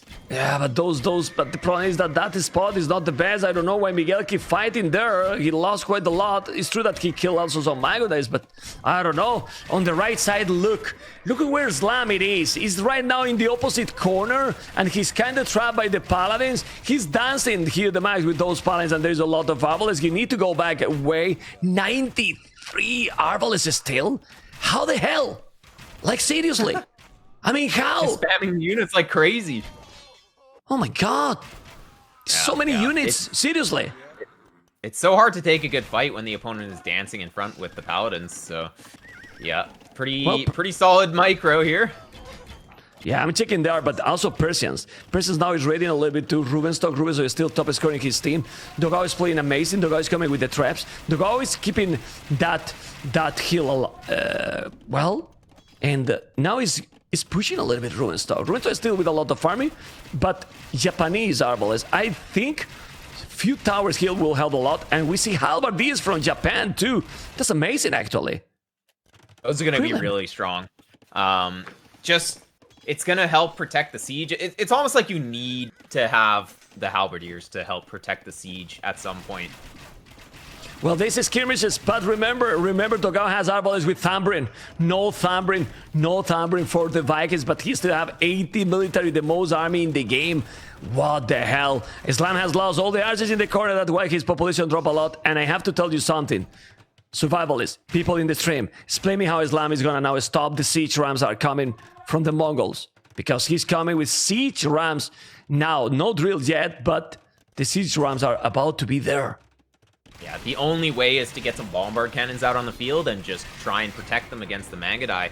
And that's really difficult to do, and it's even hard to just get hits on the Rams too. And looks like this castle is gonna fall for Rubenstock here. Yeah, he's gonna lose it. The Paladins are there from the Max. The Max is not fully upgraded Paladins. He's missing the +2. That it will be +5 because he has 3 relics. Still, he's going away. He's going away. Why? Man, Rubenstock is playing amazing. 70 army pushing the castle. Is still not down. If he's taking that one, he's doing rams as well. He's sending the rams. The castle survived. The Paladins are coming. And the Paladins are going to be there. He's gonna kill all the army of the Trebuchet. He's going from behind and is now the Max is waiting to have all those units and killing absolutely everything. Mr. Survivalist, this the Max is that a was beast. so bad that the castle didn't die there. He was so committed to killing it. Packing the Trebs was probably the wrong call. He's gonna lose them anyway, so might as well just keep shooting. And yeah, that could be a really big snowball here. Let's see some siege come out for Rubenstock, and they're gonna start pushing. The Paladins are fully upgraded for Miguel too, but he got 26. His opponent, 60. I mean, 60. Did I say? I can repeat again. 60. 60. And blue, yeah. And yeah, the siege rams coming in on Slam. As you're saying, how is he going to stop this? There's no Yeah, I stopping mean, he has this. nothing. I mean, he never did a bomber cannon. Maybe bomber cannons could help. He need to go there with the villas and kill the rams. The problem is that in the middle, look at those Mangodays and Paladins. Slam never did that second TC, which in my opinion is kind of a mistake. Because remember that, well, it's not the best, but Malay can do in late game. Also bomber towers, you know, bomber cannons. They can do some more stuff. Even elephants if it's needed. So if you don't have a real great economy, you're going to get destroyed against the Mongols in the long run. I don't know what you think, Survivalists. Mongols can take almost anyone on, so you have to at least have a good economy against them in the late game, otherwise you're definitely going to lose. Yeah, he's really relying on the Arb mass. Yeah, Suomi is just, now he's doing the 2 extra TCs, but the GG call is just happening right now, because Suomi, as a whole team, is just playing really, really well. The game was fantastic. It was, I mean, they kind of almost come back, Dogao, Miguel on the slam, but the advantage the Max got from being the pocket, he never really throw completely, and Rubenstock did an amazing game with a lot of farming all the time. He never died against Dogao. So that's really good because Dogao, it's one of those strong players, survivalists. Yeah, it was really hard to push in the top. It just kind of looked like Dogao and Rubenstock were just really evenly matched with the crossbowmen in the mid game, archers and stuff like that. So really most of the action happened in the south, but then since Slam had such a poor Dark Age, it made it so that Dogao ended up getting hit by Valesa, which just kind of snowballed from there, and the entire team fell behind due to Slam's Dark Age, kind of. So yeah, it was a bit of a sketchy opening, but a good game nonetheless. Yeah, we cannot see the field castle time, sadly, because with the drop, with the restore, we don't have all the data, but we still have the Max with a great time. Imperial, 3 minutes faster than Miguel. Slam did a really quick copy Imperial, but he couldn't do, all the job there. 67 villas. I still think it's too little. And this map is a really big map as well. It's kind of difficult. If it was a Socotra map, those maps that are so close, Donut, probably that strategy will work. But in this one, you can move all over the map, survivalists. Yeah, that faster imp, we've been seeing it every single game, and it worked the first time, but didn't really work the second time and the third time. So I don't know. We'll see if Los Machos keeps going for it. Let's move on, because this is gonna be now game number 4. Ladies and gentlemen, game number 4, and we're gonna have now the game going. It's a small pause in the start. I don't know why, but I'm going to show you the game already. Hopefully they keep going. Are they going or not? I don't know. Yes, they are. So, ladies and gentlemen, Suomi Los Machos and Civilizations. Ooh, we have some of the ones that I was predicting, but also Berbers here. Well, I predicted Spanish, Berbers, and Malians 100%, and then Chinese, Hindustanis, and as you wanted, Dravidians. This map is amazing, and we have a lot of things to say, Mr. Survivalist, because yeah. Look at well, this of map. course, Rubenstock's gonna go Dravidians. He likes to play crazy, so yeah, I like it. Yeah, everybody's spawning pretty far. It looks like we've got Max and Valesa pretty close on this side. Actually, both teams kind of The same. are spawning in pretty much the same places, just on opposite sides. And we have to explain the players why the teams are going like this. They start in the middle, most of them, and then they want to have two TCs in the middle because you can see survival is a lot of food. Deers, shorefish, food they're fantastic. And those are probably going to be the players that are going to be on the land, and that's Chinese and Hindustanis. Chinese probably with a fast castle, and Hindustanis probably with a fast scout. In the other side, the same. Slam the Canadian with the Spanish fast castle and cons could be crazy. And then Miguel Berber's scouts. And the other two players, the left one, we have Purple on the wood, and then Teal on the wood that most likely with Malians and with Dravidians will go for the water. What do you think, Mr. Survivalist? Yeah, this map is really complex. I need to see how this game goes before I even make any predictions, because there's just so many options that you have on this map. Just there's the fish in the top and just berries all around this forest. Like, I don't know, it's crazy. But one thing to point out is looking at Valesa's TC with the two shorefish spots, that's just so strong. He's gonna have a lot of food to work with. That's amazing. It's a really good point. I mean, you need sometimes a little bit of luck, but you have to find the luck, and maybe building the TC a little bit slower is sometimes worth it, right? What do you think? Sometimes, but it's kind of all in the, like, if you delay the TC even by 25 seconds, it's like an entire vill. That's a huge disadvantage. So I think it's still better to just plop it down as soon as you see the shorefish, if you're going for the shorefish on this map, and hope that it's in a good spot, because you never really know. Yeah, we're watching now the last point of view. You can see he has some Look at the mod he has. To see the surface properly, I think he has cubes in the shorefish, man. Look at this. Oh my god. They just use any visual stuff they have, and this is Vilese point of view. Oh my goodness, the cube fish, amigo. Well, interesting to see. Let's now go into focus, because the good thing with this map is that we can work and we can talk a lot about the map control, because they are going to work a lot into the map control right now. It's going to be a little bit slower. Well, a little bit slower. No, it's the Dark Age. Dark Age is slower in every map. And I don't know if you agree that a scout wants to go feudal, because it makes sense, right? One water, one feudal, and one castle. It seems like the most balanced strategy. Sometimes you don't want a super balanced strategy, though. Sometimes it's good to go all in on one thing just to gain an advantage in that way. But yeah, going for a more balanced strategy is going to help when it's going to be like the most standard play. So we'll see what they want to do here. It's just really hard to call on this map because it's just so crazy. I feel like you can really do anything. It's complicated for sure. It's really complicated. I'm trying to bring you, I don't know why not. It's okay, now it's working. Perfect, because I wanted to bring you point of view now from Miguel. Miguel, the Brazilian, it's just trying to focus on his macro. He has the Berbers, and very soon we'll have people going up. Because as soon as I remove this POV, that, by the way, I want to know what you think, because these POV people in the stream, look how smooth it's working. I mean, I don't saw it too much because, it's difficult to bring, and also I want to have all the bigger picture with the captors, but these transitions, oh man, feel so good with that, and feedback is always welcome. But about the time up, look at this. They are up exactly as I was predicting. Hindustanis, 19 population, going for the scout, and then Purple trying to go for the water, same as Malians. Yeah. Well, it makes sense. If you're gonna spawn in the top there, or you're gonna make the TC up there, you just go for the water. That's the whole point of being up there. And yeah, just trying to secure that fish for a better boom.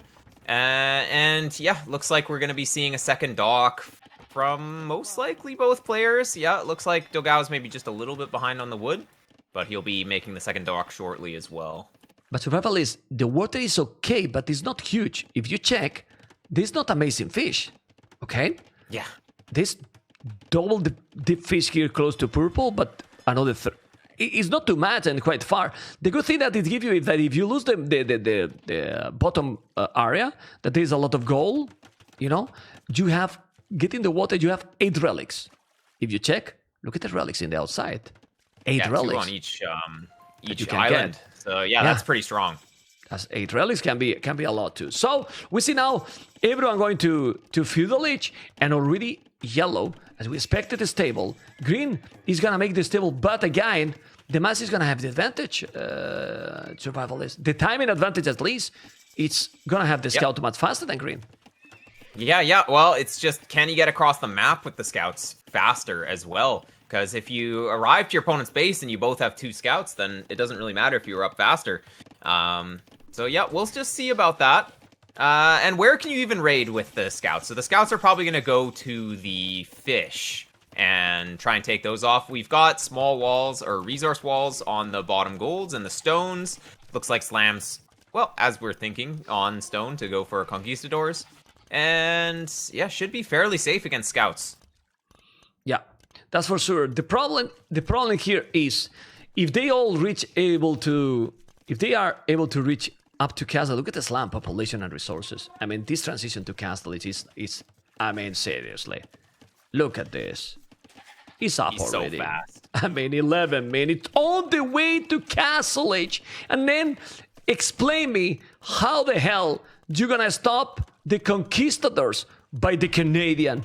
Seriously, with what army? Well, I'm telling you with what army. Look at Red. Oh my god, coming with the archers. He forced him to make a tower. He's gonna be able to do the tower. This can be a disaster.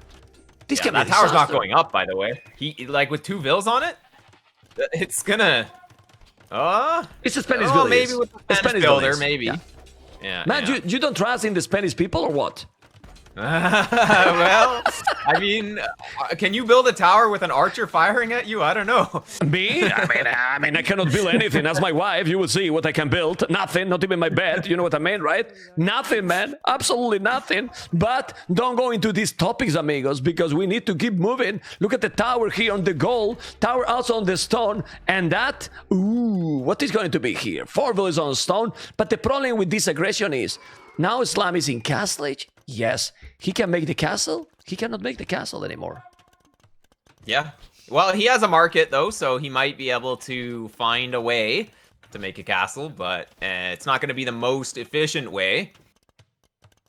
Yeah, it's difficult. And yeah, this tower coming down from Valese, is that going to deny the stone from Slam? Well, Islam still have 500 stone. At the end, didn't do too much damage.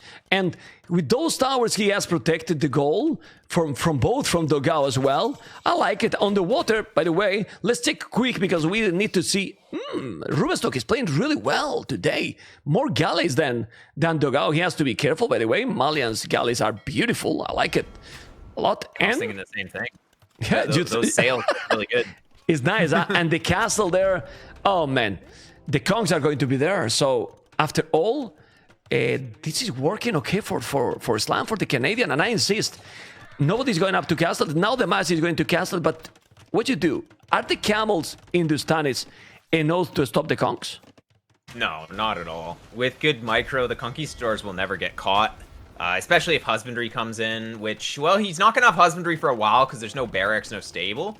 But even then, the Conquistadors, they are going to have such good damage output that they'll be okay. Once he gets like 4 of them, they start killing all. Oh, this is going to be very interesting. And now we have another combination, you know. Yeah, obviously they're Archers, Scout, because, I mean, this is Age of Empires 2, right? And this is the main unit we have. Scout, Archers, obviously Infantry, we don't see too much except the late game. But now we have another unique unit. You wanted to see the Conks, and the Conks are coming. The Conks are about to be there. And that tower now is really helping the goal. They cannot attack the goal at all. So... It's great. Well, it's good position. The tower's also hurting because he can't get a vill inside. Slam keeps trying to garrison his vills to get them inside.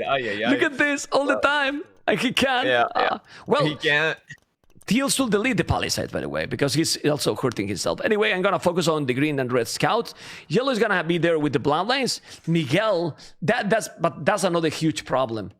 They're gonna have 2 players in Castle Age. Velez Chinese in Castle Age, and the Max Hindustan is in Castle Age, while doesn't look like teal or green are gonna go up anytime soon. No. I mean, they'll go up when they can afford it, but yeah, it's kind of tricky to get up when there's conquistadors running around or there's other units running around. So, like, if you go up too fast, you don't have any military to really fight. And I think we're kind of seeing...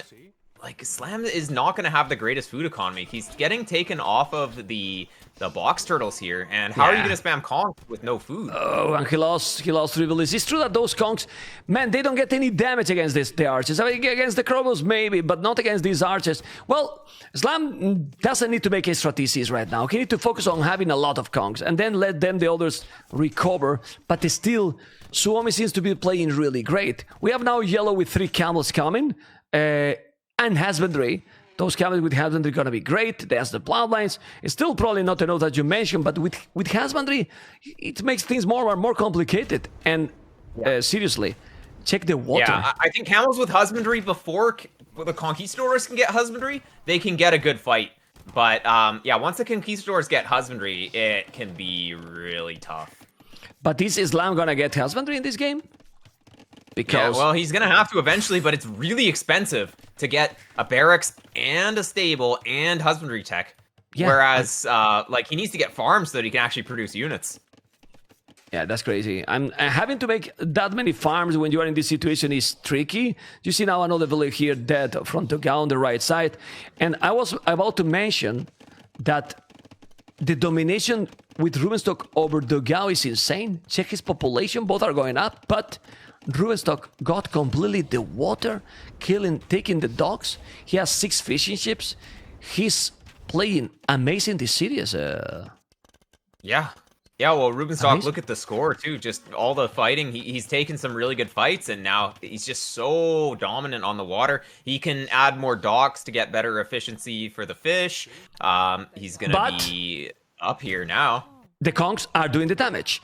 These ready now to the max, killing 2 villains. And that's where the conks just shine. Need to go raid as much as you can. Gonna kill a spear, gonna take another villager. Miguel is also coming with the scouts. And now the Canadian need to do as much damage as possible. And what do you think Green will do? Full nice now that these berbers ain't gonna be in castle, or try to boom, thinking that the conks are It's hard to go full knights against Hindustani camels. Like, the camels kind of just kill all. So maybe booming could be good. Let's see what he does, though. I mean, he's adding a 3rd stable, so he's gonna add in camels if he needs to. But well, cheaper camels versus the better camels from Hindustanis, we'll see. And look, this is where husbandry is really hurting Slam. No husbandry, I mean, is the camels can get and engage. And actually, camels, it's taking those conks. Yeah. That's really a pity, man. The conks can't get away anyways, so yeah, this is why you need husbandry. And look at Velez now on the wood area on the right side. Archers killing a lot of villages from Dogao. Dogao that was already behind because purple dominated. Now he's taking more villages, going to the right side.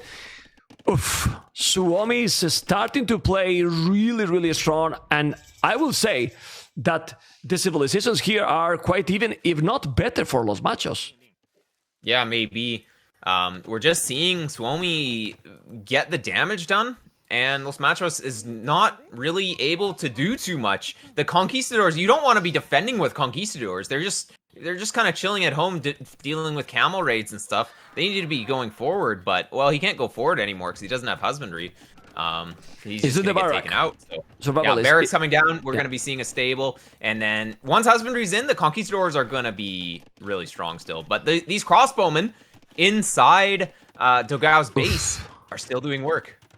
Still doing the job. Another 2 villages down. He's doing now double V tags. Obviously, Islam did a super fast castle, but with a minimum economy. Still, we see how Dogao is trying to make extra TCs and he's doing 3-tone centered, but Purple has 3 TCs as well. So, with 3 TCs as well, with the fish he has, it's not so good with the fish, but it's still there and you can make fish traps. It's obviously with the advantage. So, what they can do, in my opinion, is about Slam Kongs. He need to make a massive damage right now, or they are in a big problem. Exactly. You're completely right. Conquistador, it's the one unit that can make massive damage, but is he going to be able to get that done? He's got 8 going across the map, but everything is secured with TCs. So it's going to be really hard to do the amount of damage that he needs to. Well, but maybe what he did is to mine a stone for another castle, go 1 TC completely conks, no more, and then let Green and Teal try to boom Oli, and he tried to disturb.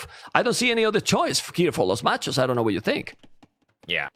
That could be a good play. Just full Conquistadors. And Conquistadors are one of those units where if you get enough, they can fight anything. Really, like even in Imperial Age, like they can take out Cavalier or whatever. You just need enough of them being gunpowder. So they still will struggle against Arbalisters though. So yeah, he's doing the Bloodlines. Well, when you are Bloodlines with the +2 armor, it's getting really strong. He's trying to raid, but check the boom from all Suomi players. Purple, 72 villages. He's 60 villages and 13 fishes, but well, it matters. 62 villages for yellow and 54. So the 54 villages, the lowest one that is Velese, is pretty much at the same level that the best boom on Los Machos. So that's a problem, a real problem. Yeah. Well, and Slam is getting a little bit trapped here somewhat by these camels, but well, it might be okay with the Berber camels coming in. They should be able to roam free for a little while. I think this is really just the most important thing, though. Slam needs to do damage with these.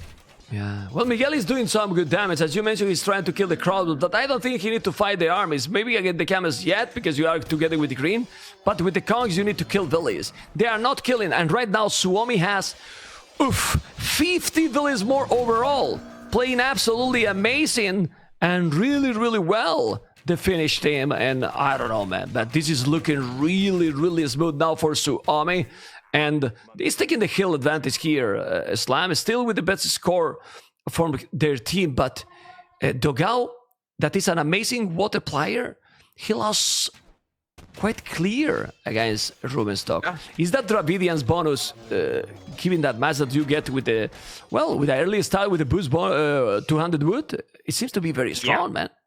Yeah, well, that's kind of what I was thinking. Like, Dravidians on water maps is super good. Their fishing ships also carry +15 fish.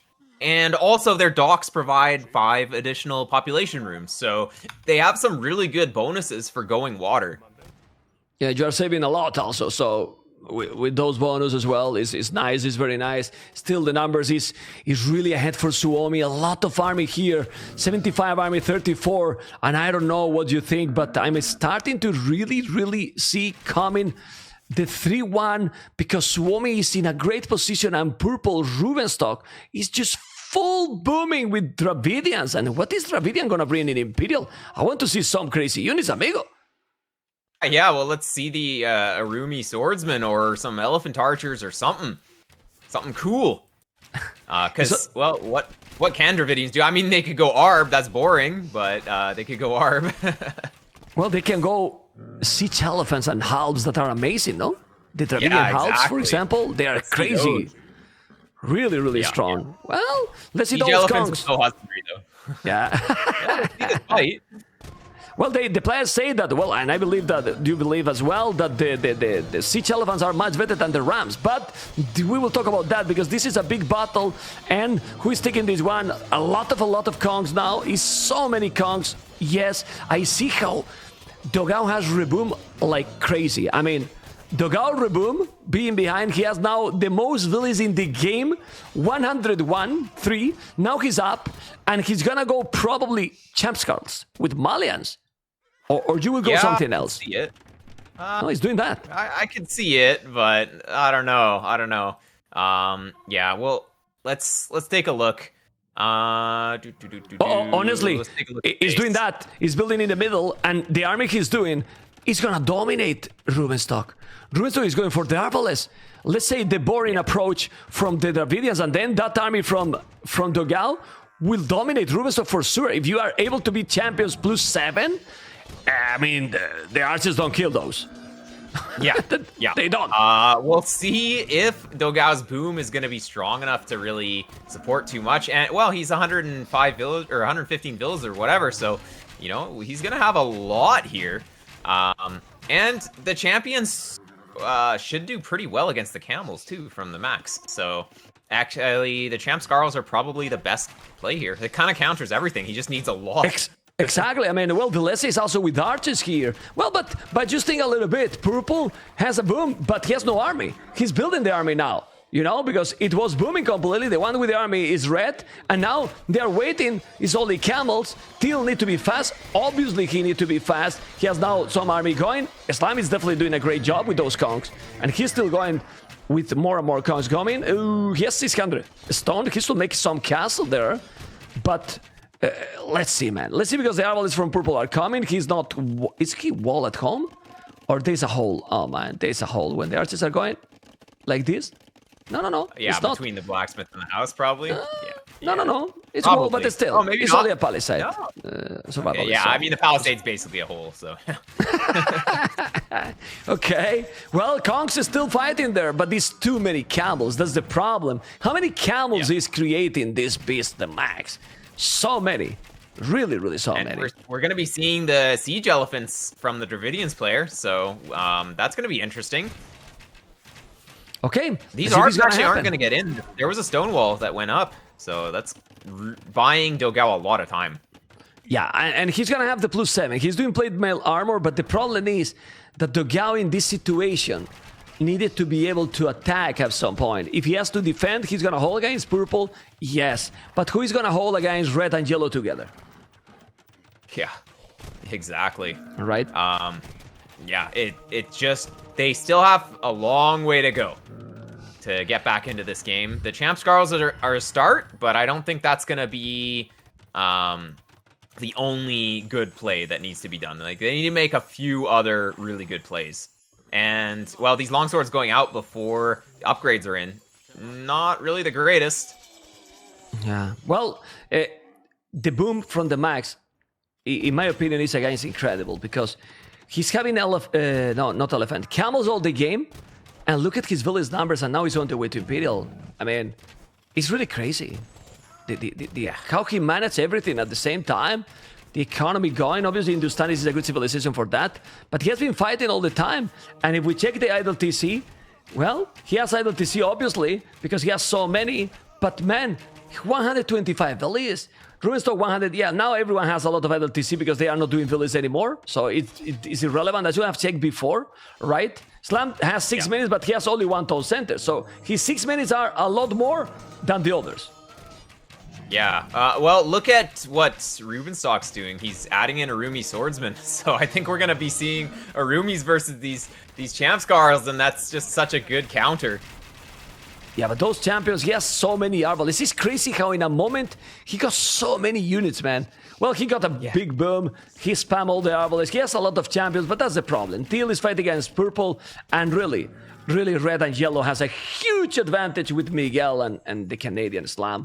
Miguel is now up to Imperial, but with almost 40 villas behind, and also later to Imperial. It's awesome play by Suomi, seriously. Survivalist. They lost the first game, but after that... felt like booming today. Yeah, after that, how Suomi has played after the first game. Yeah, exactly. I mean, so they just needed one game to just get warmed up, and now they're monsters. Yeah, that's crazy. That's really crazy. Look at those now. Conquistadors gonna take this one. He's gonna deny that castle. That's gonna give them some time, but the Maya has 50 camels. Well, 47, 3 monks. It's gonna be heavy camels and plus 4 in a moment. And those camels are gonna eat the Kongs when he's doing the heavy camels. But I like that he's here with champions. I mean, he's doing as much as he can, Dogao. He has quite a lot of farming, but look at the amount of farming from Rubenstock. He can focus in one spot only, so... Yeah.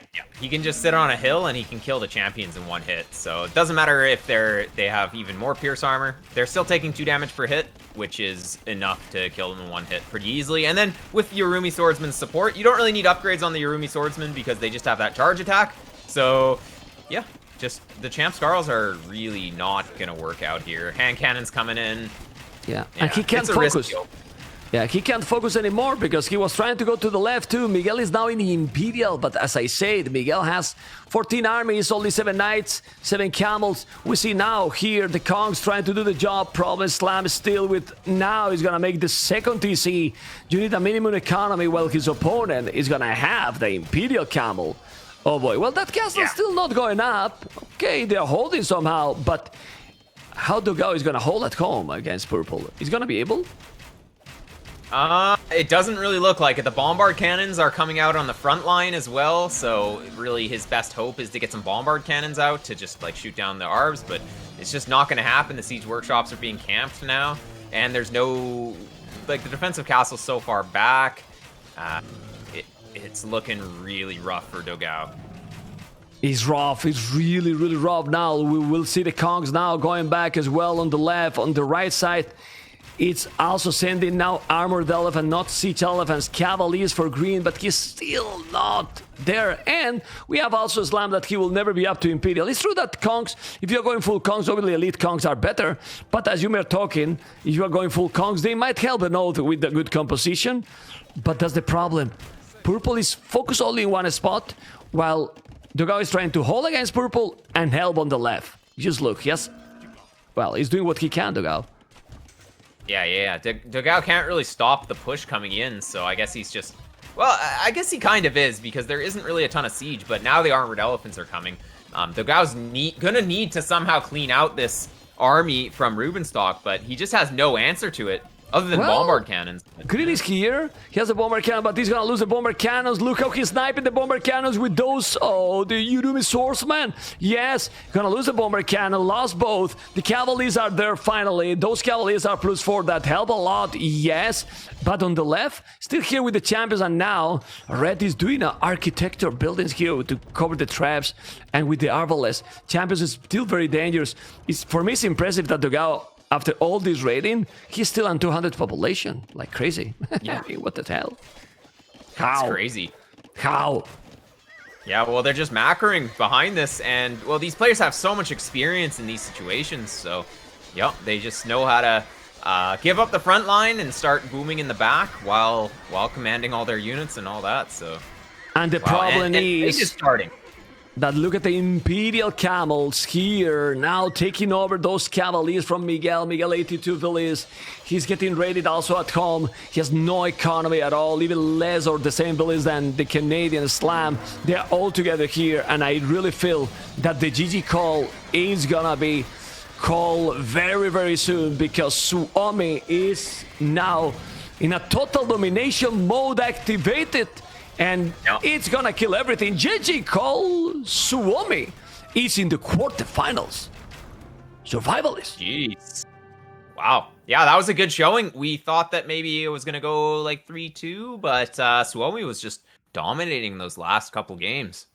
Yeah, they did really, really well. Los Machos started really, really, really strong. I don't think they did big mistakes, but just SUOMI feel that they increased their gameplay. Yeah, I felt Rubenstock was playing really well here. Yeah, we expected to see Valessa being like #1, but honestly, Rubenstock was VIP here. Rubenstock pretty much killed every time his guy, and he was against Dogao in the last 2 games, and he did absolutely great.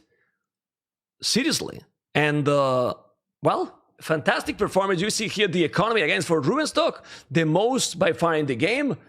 And the military, well, Slam did a great job with the Kongs. He killed the most here and lost the least, but he was in 84 villas. That's the problem, And he was, as you were talking, the most important was defending. It wasn't attacking, right? That was the thing. You can't defend with conks. If you open conks, they're not there to defend against enemy units. Yeah. So maybe he should go scouts to start or something, and then he has the stable for husbandry early, and then go for conks a little bit later. That could have been a better play. I don't know. That's it, been, guys. SUOMI versus Los Machos. Now we're going to go with the interview. Okay. Here we are with SUOMI that has won and qualified to the quarterfinals. Rubenstock, the Max, and Vilese, congratulations, amigos. Thank you. Yeah, thanks. Thank you. I mean, I wanted to ask you guys, according to the performance, do you want that we give you in the first game just a loss and you start to play for the second? Because after it seems that after the first game, the warm-up, then, I don't know if you feel the same, you were playing every game a little bit better.